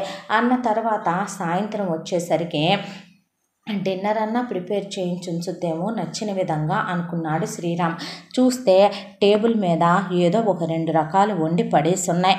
తీరా చూస్తే వాటి మీద కనీసం మూతలు కూడా లేవో, బొద్దింకలు పాకుతున్నాయి వాటి మీద నుంచి. అది చూసి కడుపులో తిప్పి ఫ్రిడ్జ్లో ఫ్రూట్స్ ఉంటే కడుక్కుని తినేసి అలా టీవీకి ఎదురుగా కూర్చుని ఒకసారి డస్ట్బిన్ వైపు చూస్తే అన్నీ స్విగ్గీ కవర్లు, జొమాటో కవర్లు, దాని నిండా ఎక్కడెక్కడి నుంచో తెప్పించుకున్న స్నాక్స్ అవన్నీ తిన్న కవర్లు పడేసి ఉంటే అదేంటి నువ్వు భోంచేసావా అని అడిగాడు. అడిగితే నేనెప్పుడో నాకు నచ్చినట్టు నేను స్విగ్గీ చేసుకున్నాను, నేను రోజు ఒకే రకం తిన్నాను తిన్ను. ఒకరోజు చైనీస్, ఒకరోజు ఇటాలియన్, అలా ఒకరోజు మెక్సికన్ అవి తింటాను. నాకు నచ్చినవి తెప్పించుకున్నాను, తిన్నాను. అవి నీ కోసం వండించి పడేయించినయే. నువ్వు తినేసావా, తినేసిన తర్వాత మిగతా అన్ని పక్కన పడేయి అందే. ఇల్లంతా స్మెల్ వస్తుందేంటి, ఇల్లు క్లీన్ చేయించలేదా, పక్క దుప్పట్లన్నీ అలాగే ఉన్నాయేంటి, మెయిడ్ రాలేదా అన్నాడు శ్రీరామ్. వచ్చిందే, ఆఫ్టర్నూన్ 2 o'clock వచ్చింది. వచ్చిన తర్వాత అక్కడ ఉన్నటువంటి గిన్నెలు అవి పైన తను చేయగలిగినంత వరకు క్లీన్ చేసింది. ఆ తర్వాత తనకి హెడేక్గా ఉందని చెప్తేను కాఫీ పెట్టుకోమన్నాను. కాఫీ పెట్టేసుకొని కాఫీ మేకర్లో తాగేసి ఇంకేవో కొన్ని ఉంటేనో అవి సర్దుకొని ఇంటికి వెళ్ళిపోయింది అని చెప్తే, మనం పని వాళ్ళని ఎందుకు పెట్టుకున్నాం, పని వాళ్ళకి ఎందుకు జీతం ఇస్తున్నాం, వాళ్ళతో మనం ఇల్లు శుభ్రంగా ఉంచుకునేలా సర్దించుకోవాలి. నిన్ను చేయమనమని నేను అంటలేదు, వంట ఆవిడకి చెప్పి వంట చేయించుకోవాలి. అది నిన్ను చేయమనమని నేను అంటలేదు, చెప్పి చేయించడానికి ఏమైంది అన్నాడు శ్రీరామ్. చూడు, వెదవ్వాగుడు వాగితే మర్యాదగా ఉండదు. అయినా ఇప్పుడు నీకు వచ్చిన పోటు ఏంటంట, నొప్పి ఏంటంట, ఇంట్లో అన్ని మిషన్లు ఉన్నాయి కదా, మూసుకొని వాషింగ్ మిషన్లో నీ బట్టలు నువ్వు వేసుకోవచ్చుగా, వేసుకొని డ్రయర్ తగలడింది, ఐరన్ బాక్స్ ఉంది, ఐరన్ చేసుకొని వేసుకోవచ్చుగా, నీ షూస్ నువ్వు పాలిష్ చేసుకొని ఆఫీస్కి వెళ్ళొచ్చుగా, ఆ తర్వాత నువ్వు ఏ స్విగ్గీనో జొమాటోనో చేసుకొని నీ ఫుడ్ నువ్వు తినొచ్చుగా, ఆర్డర్ చేసుకొని.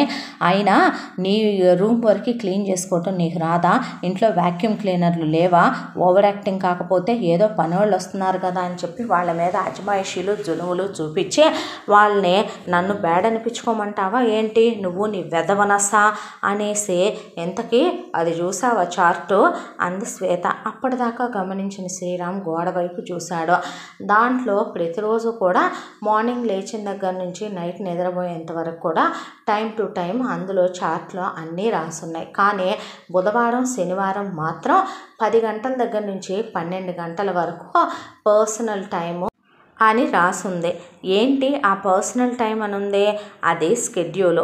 నేను నీతో రోజు కాపురం చేయటానికి సిద్ధంగా లేను. రోజు కాపురం చేస్తే నేను అలసిపోతాను, నా అందం తరిగిపోద్ది, నేను నలిగిపోతాను, నాకు నిద్ర ఉండదు, ఆ తర్వాత కళ్ళ చుట్టూ డార్క్ సర్కిల్స్ వస్తాయి. కాబట్టి ప్రతి బుధవారం అలాగే ప్రతి శనివారం కామన్ రూమ్ ఎందుకు అని అడిగావు కదా, ఆ కామన్ రూమ్లోకి నువ్వు 10 వచ్చేసి రెడీగా ఉన్నావు అనుకో, నేను రెడీగా ఉంటాను. ఆ తర్వాత 10 to 12 2 times నువ్వు నాతో కాపురం చేయాలి. చేసిన తర్వాత నేను 12కి నా రూమ్లోకి వెళ్ళిపోతా, నువ్వు నీ రూమ్లోకి వెళ్ళిపో. అండర్స్టూడ్, అర్థమైంది కదా అనేపాటికి ఏంటిదంతా అన్నాడు శ్రీరామ్. ఏంటేంటి, నాకు ఇది నా ఇల్లు, నేను నీ పెళ్ళాన్ని, మీ నాన్నకి కోడల్ని, కాబట్టి నాకు నచ్చినట్టుగా నువ్వు ఉండాలి, నాకు నచ్చినట్టుగా ఈ ఇల్లు ఇంట్లో మనుషులు ఉండాలి, అదే డిజైన్ చేసి చార్ట్ వేసి పెట్టాను. ఏ టైంకి లేవాలి, ఏ టైంకి ఆఫీస్కి వెళ్ళాలి అన్నీ క్లియర్గా రాసి పెట్టాను, ఏముంది దాంట్లో అనేసింది శ్వేత. శ్రీరామ్కి నోట్లో నుంచి మాట రాలేదు. ఆ తర్వాత శ్రీరామ్ పూర్తిగా మాట్లాడటమే మానేశాడు. ఒక మరబొమ్మలా తయారైపోయాడు. పొద్దున్నే ఆ కాన్ఫ్లెక్స్ ఫ్రిడ్జ్లో పాలు పోసుకొని తినేసి వెళ్ళిపోవటం, ఆఫీసులో లంచ్ చేయటం, ఆ తర్వాత ఈవినింగ్ కూడా బయట నుంచి తెప్పించుకొని తినేసేయటం. ఆ తర్వాత పనివాళ్ళు ఇంటికి వస్తున్నారు వెళ్తున్నారు, ఇల్లంతా చండాలమైన వాసన. ఇక తన రూమ్ వరకు తను క్లీన్ చేసుకోవటం, తన బట్టలు తను వాష్ చేసుకోవటం, తండ్రితో ఫోన్ చేసినా మాట్లాడటమే మానేశాడు. తల్లితో మాత్రం అప్పుడప్పుడు ఫోన్ చేస్తే మాట్లాడేవాడు. మనిషి ఈ పెళ్ళైన కొద్ది కాలంలోనే నచ్చినా నచ్చకపోయినా మెయిల్ ప్రాస్టిట్యూట్ లాగా వెళ్ళి బుధవారం శనివారం ఏ ముద్దు ముచ్చట లేకుండా భార్యతో శారీరకంగా కలిసే కలయిక, ఇష్టం లేని కాపురం, ఈ జీవితం ఏంటా ఈ బ్రతుకు అనేది అనిపించేసి మనిషి విరక్తి స్టేజ్కి వెళ్ళిపోవటం మొదలు పెట్టేశాడు. అందరిలాగా తను వేరే ఆడదాంతో తిరగలేడు, వేరే ఆడదాని మీద చెయ్యలేడు, భార్యని కొట్టలేడు, సంస్కారహీనుల్లాగా తిట్టలేడు. ఏంటా నాకు ఈ కర్మ అనే మనసంతా అల్లకల్లోలం అయిపోయి ఆ తర్వాత ఆఫీస్కి రా శ్వేత, అందరికీ నిన్ను నా భార్యగా అనౌన్స్ చేసి ఒక 5 star హోటల్లో పార్టీ ఇద్దాం అంటే, ఇప్పుడు నీ పెళ్ళాం అనేది ఏమైనా ఒక సీఎంకి వైఫా పిఎంకి వైఫా, ఆఫ్టర్ ఆల్ ఒక శ్రీరామ్ గారికి వైఫ్. అదేమి నేను వచ్చి నువ్వు నా గురించి చెప్పి చూపించాల్సిన అవసరం లేదు, నాకు ఇంట్రెస్ట్ లేదు. నువ్వే రావాలనుకుంటే నాతో పాటు చిల్ అవుట్ అవ్వటానికి రా, ఎవరితో అన్నాడు. నాకు ఇక్కడ చాలామంది బాయ్ బెస్టీలు ఉన్నారు, మా ఊళ్ళోనూ నాకున్నారు అన్నట్టు నీకు చెప్పడం మర్చిపోయా. మీ ఊళ్ళో కూడా నాకు చాలామంది చుట్టాలు ఉన్నారు. నాకు 15 ఇన్స్టాగ్రామ్ అకౌంట్లు ఉన్నాయి, ఒక 20 ఫేస్బుక్ అకౌంట్లు ఉన్నాయి. నాకు అన్ని రకాల యాప్ల్లోనూ మెంబర్షిప్ ఉంది. నేను అన్నిట్లోనూ అందరితోనూ క్లోజ్గా ఉంటా. నేను సొసైటల్ పర్సన్ని. నాకు ఒక్క నిమిషం కూడా ఖాళీ ఉండదు. అనవసరంగా నా టైం వేస్ట్ చేయొద్దు, పోయి పని చూసుకో అనేసింది శ్రీరామ్ని. ఆ తర్వాత శ్రీరామ్ సైకియాట్రిస్టుల చుట్టూ తిరగటం, మైండ్ దెబ్బతినిపోవటం, ఆ తర్వాత అడ్డమైన మందులు మింగటం, మనిషి చిక్కి శల్యమైపోయాడు. రోజులు గడిచిపోకుంటూ వెళ్ళిపోతున్నాయి. ఎప్పుడు చూసినా ఇంట్లో 5 నిమిషాలు ఖాళీ ఉండదో భార్యకే. ఇంటికి ఎప్పుడూ అత్తారింటి వాళ్ళు ఎవరో ఒకళ్ళు వస్తారు. వచ్చిన తర్వాత మా అమ్మ నాన్నకి ఒక బెడ్రూము, మా చుట్టాలకి మరో బెడ్రూములు కావాలని నెలలో 29 రోజులు వాళ్ళోళ్ళు ఎవరో ఒకళ్ళు వస్తే హాల్లో సోఫాలో పడుకో అని పడుకోబెట్టారు. పొట్టి పొట్టి బట్టలు అశ్లీలమైనవి వేసుకుంటుంది. బికినీలు వేసుకొని ఆ ఫోటోలన్నీ ఇన్స్టాగ్రాముల్లో పోస్ట్ చేసి ట్రిప్పులు కని బాయ్ బెస్టీలు వెంటపడి తిరుగుద్దే. ఇదంతా కాదని ఒకరోజు కూర్చుని మాట్లాడదాం. ఈ సమస్యకి ఎవరో ఒకళ్ళని చెక్ పెట్టాలి. ఇంతటితో రాముడి లాంటి భర్త మొదటి భాగం పూర్తి. ముగింపు భాగంతో మళ్ళీ కలుసుకుందాం. తప్పకుండా మన ఛానల్ని సబ్స్క్రైబ్ చేసుకోండి. ఈ కథను మనకు అందించిన కథా రచయిత్రి జి. యామిని శ్రీనివాస్ గారు. Thank you.